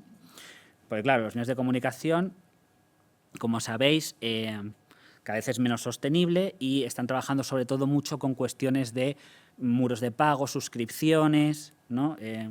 Podemos leer El País, bueno, sí, algunas noticias, pero hay un momento que nos cierran, ¿no?, el muro, y si quieres seguir leyendo, pues tienes que pagar. Entonces, ¿cuándo pagas? Cuando te dan información de valor, cuando te dan información donde el periodista ha dedicado mucho esfuerzo, o los periodistas o el equipo de periodistas han dedicado mucho esfuerzo a hacer una noticia que a lo mejor han tardado meses porque han estado trabajando y cribando datos, etcétera, ¿vale? Pero sí que es verdad que todas estas tareas tediosas, como podría ser limpiar datos, convertir datos en R, en Python, en identificar convergencias, divergencias en datos cualitativos, cuantitativos, la inteligencia artificial está ayudando mucho en esas rutinas productivas a que los periodistas puedan enfocarse a las labores más de valor añadido para el desarrollo de sus reportajes, y dejando todas estos elementos o partes del proceso más automático y menos elevado a nivel intelectual para la inteligencia artificial, dando resultados muy, muy positivos y muy, muy interesantes. Tenemos también una segunda tipología, que es la producción automatizada de contenido. Aquí tenemos abro un melón, que es el siguiente. Muchos medios de comunicación están utilizando la inteligencia artificial generativa para, bueno, convertir contenido y automatizarlo en distintos aspectos. Los hay positivos, como por ejemplo la BBC, que convierte sus noticias en vídeo de forma automatizada. Eso creo que puede aportar valor, es interesante, te lo hace en cuestión de minutos. Y se va a un nuevo target, ¿no? Que puede ser enviar esos artículos que normalmente sueles leer a un público como puede ser el de YouTube, que a lo mejor es un público objetivo de gente más joven, ¿no? Se me ocurre. Pero también hay medios de comunicación que están haciendo que la inteligencia artificial trabaje como un periodista, creando noticias sintéticas que no aportan ningún tipo de valor y que además muchas veces son falsas. A finales de 2022, con la incursión sobre todo de ChatGPT, ya empezaron a salir medios de comunicación conocidos que empezaron a crear contenido sintético, noticias incluso firmadas por ChatGPT. Claro, estos medios se dieron cuenta que lo que hablábamos de las alucinaciones, que no son alucinaciones, sino son errores directas de la inteligencia artificial generativa, pero hoy, incluso a día de hoy, hay medios de comunicación que siguen utilizando ChatGPT u otras inteligencias artificiales para crear noticias sintéticas, aun sabiendo que esas noticias son inexactas, no son excesivamente rigurosas. Y claro, ahí ya entramos en aspectos que van más en contra de lo que sería la labor social del periodismo y va a un sentido más empresarial del sentido, ¿no? de cómo hacer un periodismo centrado en ganar dinero, que también los hay medios que trabajan así, ¿vale? Entonces, tenemos cosas bastante interesantes, tenemos proyectos como el de Radio Televisión Española, que es una IA que permite crear contenido audiovisual, ¿vale? A partir de temáticas musicales, pero fijaros, casi todos estos productos están supervisados normalmente por los periodistas o por los expertos en esa sección específica de periodismo. Lo que vengo a decir es que, aunque se pueden hacer cosas automatizadas, siempre tiene que estar la visión, la mirada crítica del periodista antes de dar por bueno un resultado. Igual en el resto de disciplinas, cuando utilizamos la inteligencia artificial generativa. Es decir, se puede utilizar de forma automatizada, sí, pero hay que aplicar el pensamiento crítico, ser transparentes, verificar si lo que nos dan es correcto o no. Y ahí sí que se encuentran ciertos elementos que permiten, pues en muy poco tiempo, solventar, pues no sé, algunos... Podemos encontrarnos a lo mejor que seamos un medio de comunicación que, por ejemplo, de viajes, y sabemos que si hacemos guías de dónde comer en Madrid a precios asequibles y muy buenos, pues a lo mejor cogiendo todos los entradas de nuestro sitio web, nos pueden crear informes con unos diseños espectaculares y también, eso es engagement, es branding y este tipo de cosas. Por ejemplo, BuzzFeed lo que hizo fue algo así, es decir, BuzzFeed creó guías de viaje, tomando para ello su contenido. Crearon 40 guías que han funcionado muy bien, han mejorado a nivel de tráfico orgánico, es decir, de número de lectores y demás, aunque, claro, son empresas enormes, multinacionales que mueven millones de usuarios, pero todos ellos trabajan con este tipo de herramientas. Y luego también quiero poner en valor herramientas de producción automatizada de contenido, pero no solo de contenido, sino de verificar o justificar e identificar contenido falso. Se dice mucho lo de, es que se puede producir mucho contenido automatizado en favor de, no sé, un Donald Trump, hacia un punto específico basado en desinformación para mover la audiencia hacia un voto, hacia la toma de decisión de comprar un producto, un poco a generar miedo, ¿no?, en la sociedad. Y son noticias falsas, y sí que es verdad, y se dice que la inteligencia artificial generativa ha hecho que esa desinformación, esas noticias falsas, se hayan multiplicado, triplicado, etcétera.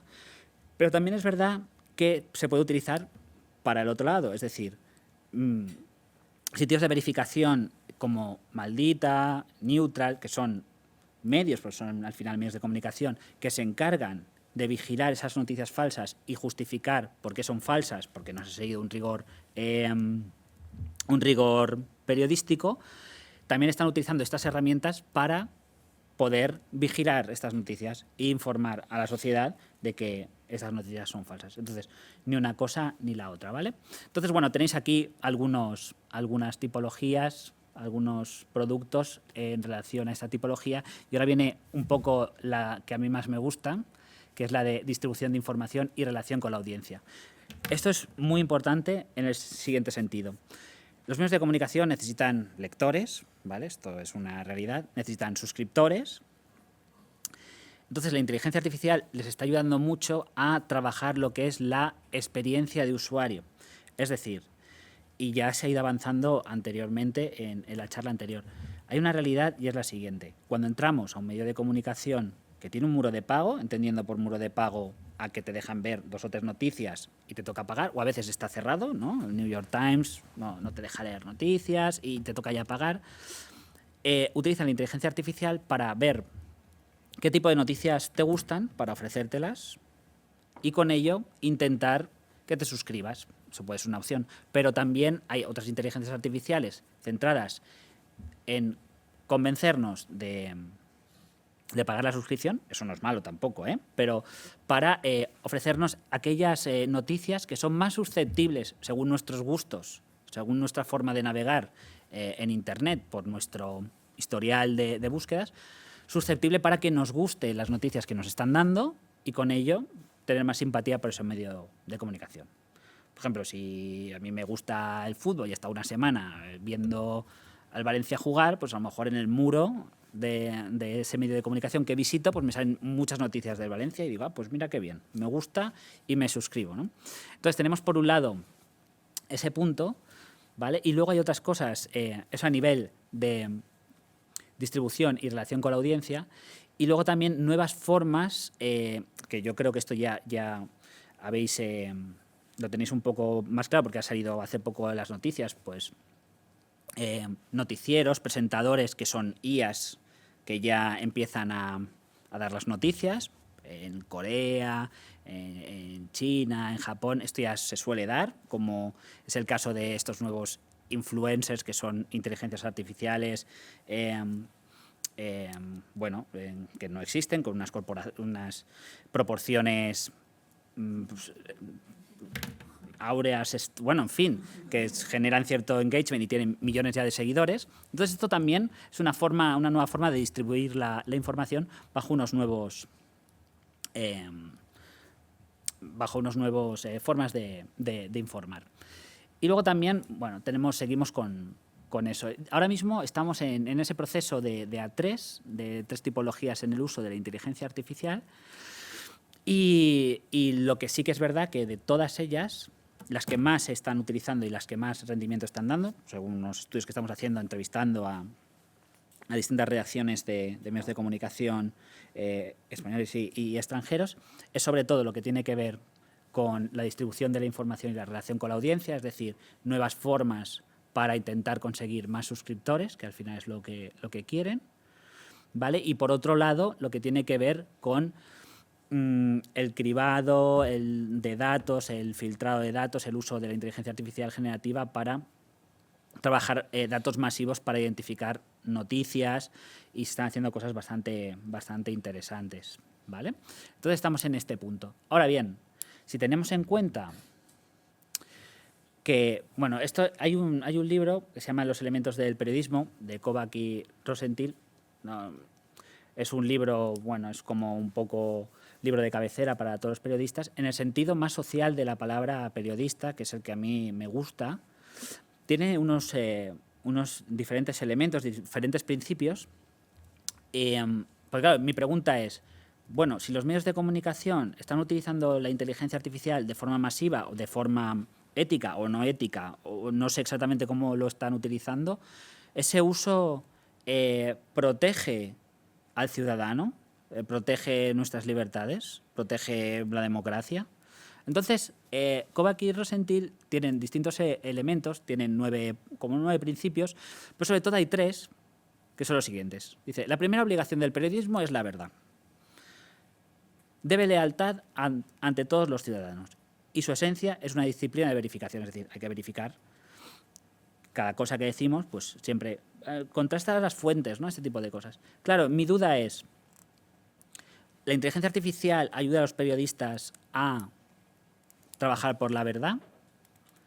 Si utilizamos inteligencia artificial generativa en nuestro trabajo diario como periodistas, en el sector periodístico, ¿somos leales a esos ciudadanos? ¿Somos libres decidiendo qué ponemos en esas noticias y pensamos en los ciudadanos?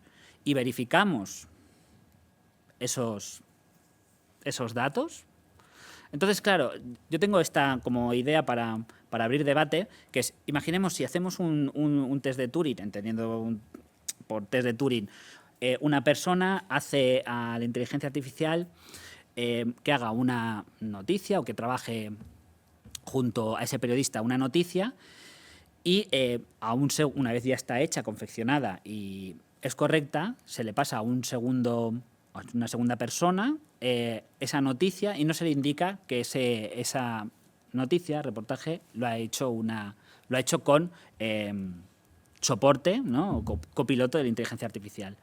Si ese test de Turing permite que el usuario entienda que esa noticia que ha recibido es verdadera, genera lealtad al ciudadano y hay verificación, entonces sí estaríamos ante que la IA es segura en el uso de la inteligencia artificial. Yo no lo sé, la verdad. Pero sí que hay una verdad que es, si la IA nos sirve para mejorar estos tres elementos, verdad, lealtad y disciplina de verificación, entonces la IA no habrá cumplido su misión ética en los medios de comunicación. Entonces estamos en este punto en el que al final la responsabilidad recae en el profesional. Pero claro, hay ciertos elementos que chocan, ¿no? Está el ganar dinero, ¿no? Las cuestiones más empresariales y las cuestiones más sociales del periodismo. Entonces, tendrá que haber un momento en el que se creen protocolos, porque claro, todo está empezando, pero que hay un momento que se creen protocolos para salvaguardar lo que es el sentido o la esencia del periodismo. Y con esto, muchas gracias. Muchas gracias.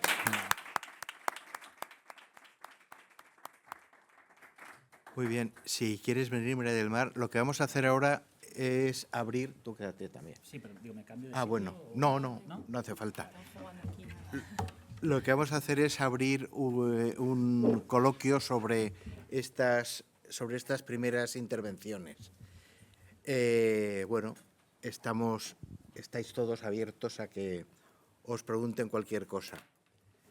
Yo empezaría comentando un término que has usado, que creo que es clave en estos contextos, quizá también el tuyo, que es el concepto de copiloto.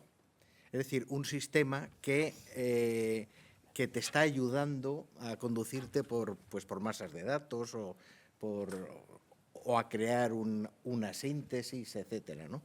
Entonces, bueno, el copiloto yo entiendo que sería una forma mitigada, ya no es un robot que te lleva donde tú no quieres, ¿no? Sino que sería como un colega, un colaborador, ¿no? ¿Cómo lo veis? Sí, bueno, empiezo yo. Para mí, sí, yo lo asocio como un copiloto, como una persona de soporte que puede echarnos una mano a hacer distintas tareas, ¿no? Bueno, digamos que las tareas son casi infinitas según nuestra creatividad y la gracia que tengamos para identificar instrucciones que nos puedan servir, ¿no? Que al final depende de las necesidades de nuestro día a día, de nuestro trabajo y demás. Sí, para mí es un copiloto, a veces también lo llamo herramienta vitaminada, ¿no? Me ayuda, ¿no? A dar ese puntito, ¿no? de power a lo que hago, pero sí. Sí, en educación también, lo he comentado antes, es decir, esa ayuda, ese punto de partida del que tú desarrollas. Lo que a mí me interesa de esa visión como el copiloto es hasta qué punto la toma de decisiones de las personas va condicionada por lo que te dicen esos algoritmos, que eso en educación es bastante importante, es decir, hasta qué punto si tú vas pidiendo idea y tú trabajas sobre esa idea, hasta qué punto luego esas ideas que tienen unos sesgos y que son también una creación cultural, porque ahora mismo estos modelos responden a un ámbito desarrollado en unos determinados países con una visión cultural, si tiramos en exceso de ellos, los productos que hagamos también van a seguir reflejando y es como la rueda del hámster, ¿no? Entonces, me parece, y a mí misma me pasa, que hay determinados momentos estás trabajando con la herramienta y dices, uy, voy a parar y voy a dar vuelta atrás y voy a ver hasta qué punto estoy tomando yo las decisiones o no me estoy dejando guiar mucho por la herramienta. Y eso creo que es muy chulo para llevarlo al aula y hacer que los propios estudiantes reflexionen sobre eso cuando construyen algo. ¿Cómo consideráis que estamos trabajando los sesgos? Perdona, es que así se graba. No solamente en lo de género, que ha sido obvio, porque ha salido cantidad de varones y las mujeres también estaban ahí. Y también hay mujeres en ciencia ficción, también hay mujeres en periodismo, pero eso es como muy evidente. Si nosotros cogemos Netflix, por ejemplo, vamos a poner uno muy claro, nos va diciendo lo que te va a gustar, ¿no? Y ya no salimos de ahí. Bueno, pues la escuela yo creo que es el lugar de las primeras veces y el periodismo también es las primeras veces de muchas cosas. Y la ciencia ficción en las primeras veces de ese mundo en el que entramos de la tecnología y la literatura igual. Si no vamos a sitios que nos conduce un humano porque nuestro algoritmo no nos ha llevado a otro círculo, ¿cómo pensáis que se está trabajando ahora mismo ese aspecto? Porque parece que nos vamos a los grandes temas, pero es que en casa lo estamos haciendo todos los días y nosotros estamos viendo o leyendo cosas porque los algoritmos nos están diciendo que leamos o veamos. Luego difícilmente podemos hacer el sesgo con los que educamos en casa, en la escuela, en el periodismo o en la ciencia ficción, ¿no? ¿Cómo creéis que se podría trabajar en concreto el sesgo mucho más aterrizado? No como un estudio científico lejano, porque lo tenemos nosotros cada día. Como la pregunta es complicada, me deja a mí. Pues eso es alfabetización, yo creo, básica de exponerle a distintas fuentes de información, el pensamiento crítico básico desde pequeños, cuando nos hablaban de los medios de comunicación y también de la propia ideología que hay detrás de los medios de comunicación, pues también hay ideología detrás de las herramientas. Entonces siempre se ha recomendado el exponerte a distintas visiones del mundo. ¿Qué pasa? Que como tú dices, y de hecho esta visión de que tú solo quieres ver lo que te gusta ver genera las cámaras de eco, que son unas consecuencias que tenemos en la polarización social que tenemos hoy en día. Entonces, por ejemplo, yo me esfuerzo a mí misma a ver cosas que sé que no me van a gustar, de medios que sé que no me van a gustar, pero creo que eso te hace entender al que tienes al lado, ¿no? Y entonces yo creo que esa exposición desde la escuela y desde la casa a distintos tipos de contenido creado por distintos medios, la base del pensamiento crítico, pero creo que no es muy distinto a lo que siempre ha habido. Lo que pasa es que ahora no lo vemos porque está invisible, porque tú no ves que detrás de ese algoritmo hay una recomendación personalizada para ti. Entonces hay un montón de tareas de aula y la exposición a distintos contenidos audiovisuales de distintos creadores, todo lo que sea volver a esa cultura que te enriquece desde distintos puntos de vista. No sé si es muy específico, pero yo creo que es la clave, es ponerte a distintas visiones, porque hoy en día, aunque tenemos más acceso que nunca desde los medios sociales, no estamos viendo lo que queremos ver. Entonces, el ir tú acaso hecho a buscar a esos sitios donde tú sabes que el algoritmo no te va a ubicar, pero que tienes que estar porque tu vecino vive ahí y tú tienes que convivir con tu vecino. Yo creo que esa es un poco la clave. Sí, yo añadiría, pues claro, el pensamiento crítico es como muy teórico, pero yo siempre, porque a veces yo también lo explico en clase, por ejemplo, en nuestra universidad, yo estoy en la Universidad de Barcelona, no está prohibido, al contrario, no podemos prohibir ChatGPT, su uso, pero sí que intentamos decirle a los alumnos que aplican el pensamiento crítico. Cuando te dicen, bueno, pero ¿qué es el pensamiento crítico? Nosotros lo que decimos, por simplificar, es pon en tela de juicio lo que te da la inteligencia artificial y desde la distancia, desde tu realidad, desde tu background, tu conocimiento y lo que has vivido, cuestiona. Puede que sea verdad para ti lo que te dice la inteligencia artificial o puede que no. Luego también este tema de lo que recibimos de los algoritmos, esto lleva muchísimos años entre nosotros, ya con Google, y hay términos que ya trabajan esto. Hay un término que es el Search Engine Manipulation Effect, que se trabaja en Hawái, que, bueno, digamos que según estos estudios dicen que aparte de lo de las cámaras de eco y que las noticias no se encuentran, o sea, estoy divagando, disculpad, la idea es la siguiente.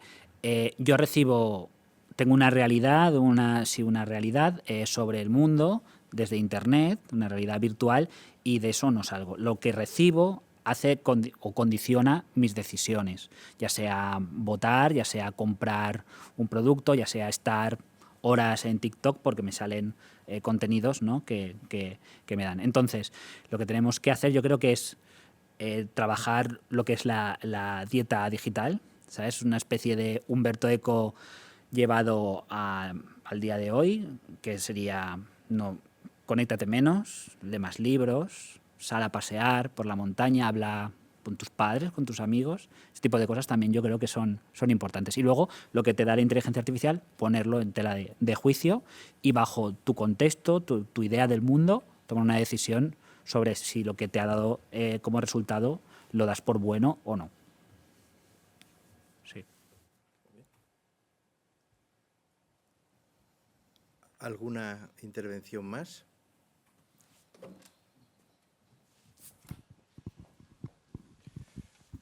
Gracias. Sobre todo para Carlos, que hablabas sobre en los medios de comunicación, ¿no? Los elementos del periodismo, como la verdad y la verificación de la verdad, ¿no?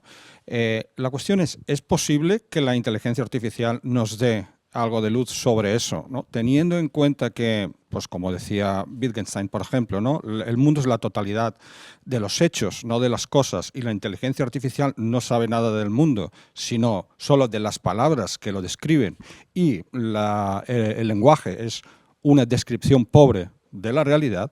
¿Cómo puede la inteligencia artificial ayudar a darnos algo de luz sobre la verdad? Primero, si sabe lo que es la verdad, porque no parece ser que sea así, y luego si puede verificar o cómo puede verificar esa información, ¿no? Vale. Yo planteo la inteligencia artificial en medios de comunicación y en cualquier sector como una herramienta más instrumental para mi día a día. Para mí no tiene alma, no tiene corazón, no es capaz de ofrecerme la verdad. Si nos ponemos en plan filosóficos y decimos, bueno, si sabe 1 millón de palabras y nos vamos a Gadamer, ¿no? Decimos, pues tiene 1 millón de pensamientos. Pues no es el caso en este caso, al menos para mí, ¿eh?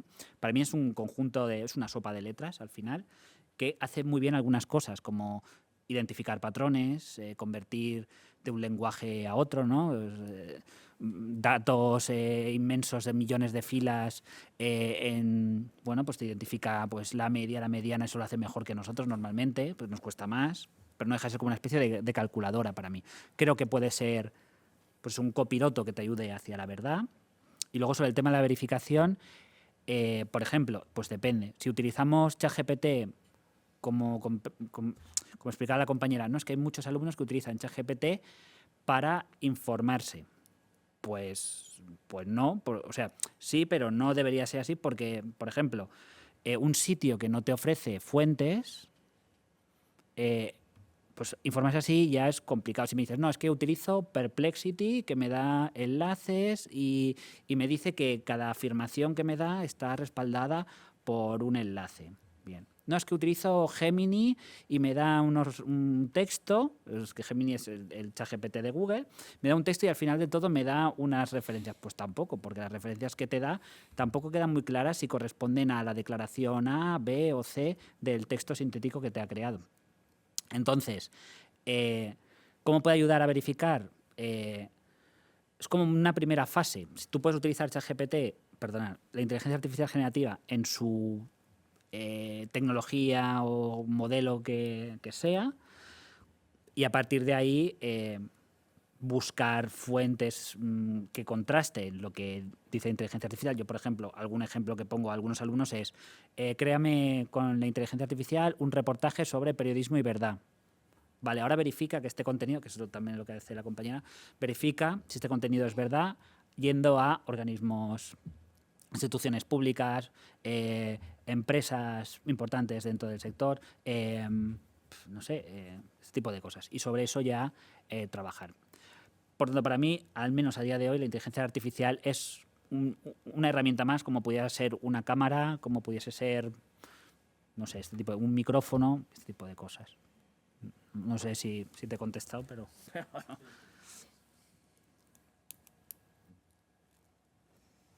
¿Alguna intervención más?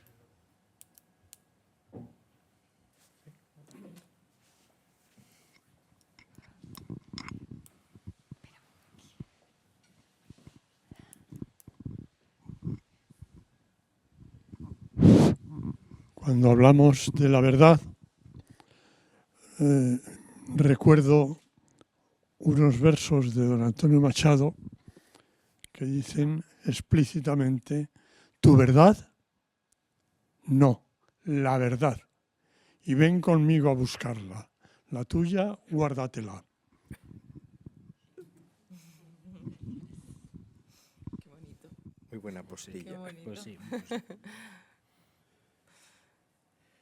Lo que pasa es que igual esto puede generar doble trabajo, es decir, hacer unos prompts estupendos para llegar a algo que tal y luego aplicarle la lupa, la sospecha, la verificación. No entraremos ahí en una circularidad poco prometedora. Sí. Claro, es que ¿hace falta utilizar la inteligencia artificial para todo? Pues yo creo que no.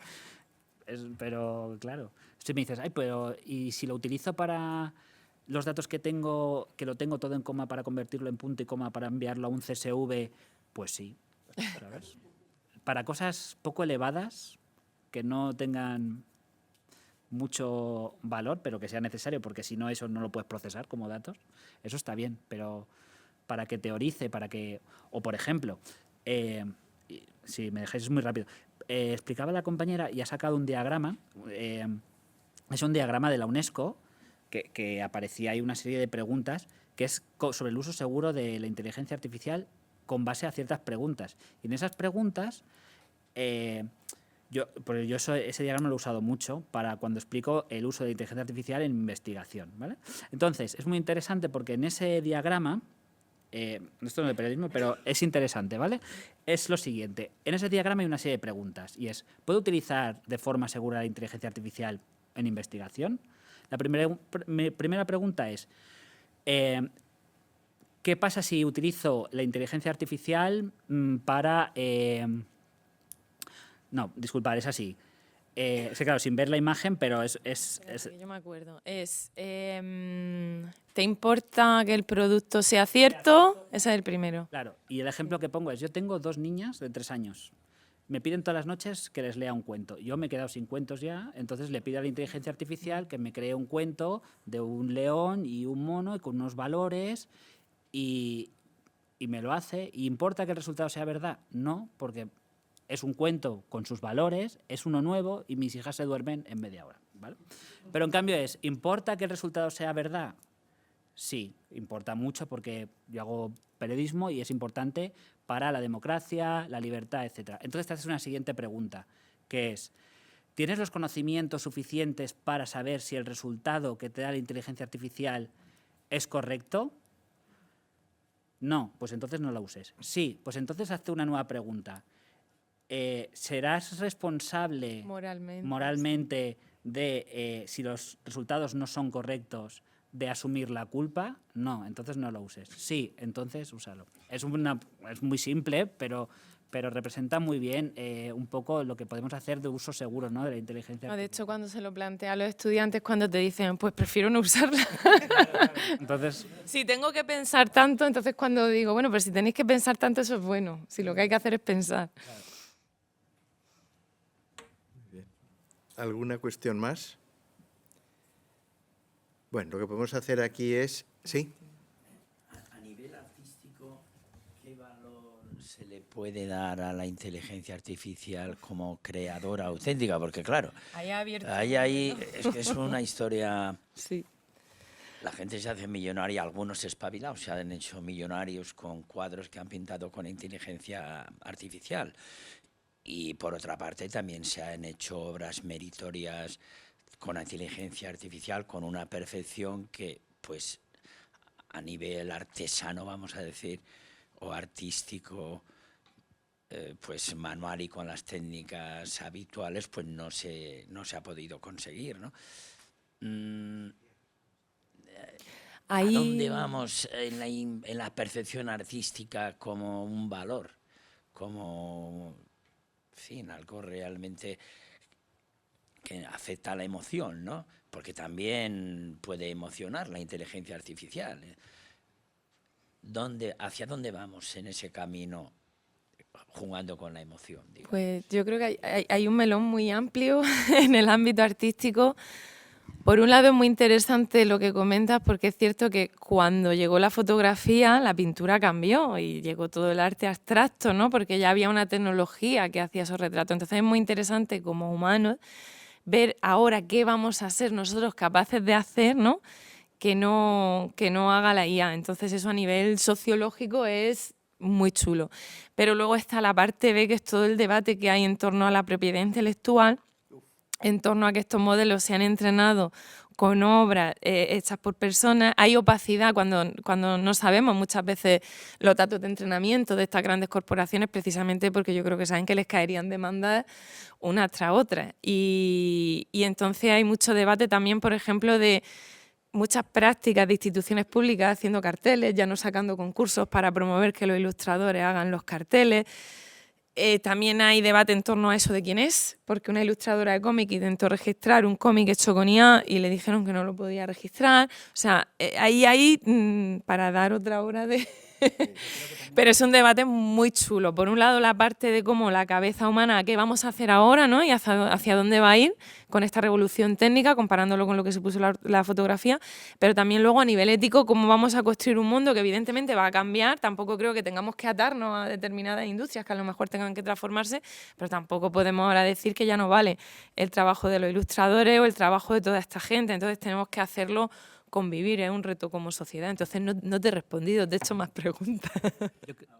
Yo creo que depende de la instrumentalización que hagamos de la inteligencia artificial. Es decir, si dices, no, yo voy a escribir libros como churros para subir en Amazon para ganar dinero. Entonces yo no lo acabo de ver. Pero dices, no, voy a utilizarlo para intentar plasmar lo que llevo, el pensamiento, el sentimiento que tengo, hoy como me he levantado, como máxima expresión, bueno, bajo esos valores, ¿no? O no sé, ¿y de qué dependerá? Pues yo creo que del canon, si cambia el historicismo, que como si el canon artístico en breve pasa por entender que las nuevas obras tienen que hacerse con inteligencia artificial o parte como soporte de inteligencia artificial, pues iremos hacia eso o no. Pero sí que es verdad que el tema de la propiedad intelectual es muy importante. Incluso ha habido gente que ha identificado que ciertas obras con su estilo ya ha ganado algún juicio. O sea que... El problema, de todas formas, con la propiedad intelectual, cada innovación tecnológica crea un terremoto monstruoso. Yo recuerdo el caso de cuando aparecen las grabaciones fonográficas, cuando Edison inventa eso. Bueno, entonces, enseguida hay quien graba La cabaña del tío Tom, que era la obra más famosa ahí. En aquel momento estaba activa una ley del copyright, ley que protegía el producto físico, el libro, con arreglo a su propiedad, etc. ¿Qué fue lo que hizo Edison para defender que eso no era exactamente eso? Pues cogió un microscopio, una grabación de unas palabras y buscó el sonido A en los distintos sitios. Bueno, cada vez que aparecía, los surcos en la cera pues eran diferentes. Bueno, lo que está haciendo la grabación no es escribir, es otra cosa, y por tanto la ley de copyright no se aplica aquí. Bueno, lo que se montó hasta que cambió todo en la música, en la propiedad intelectual de los textos, pero claro, eso fue en un proceso de años y en la cual además los intereses de los editores, de los compositores y tal, empezaron a jugar contra los intereses de los que fabricaban las máquinas, etc. Aquí estamos ante algo quizá aún más gordo, que va a experimentar y más rápido. Con este reto por delante, para continuarlo después, hacemos ahora una pausa hasta las 12.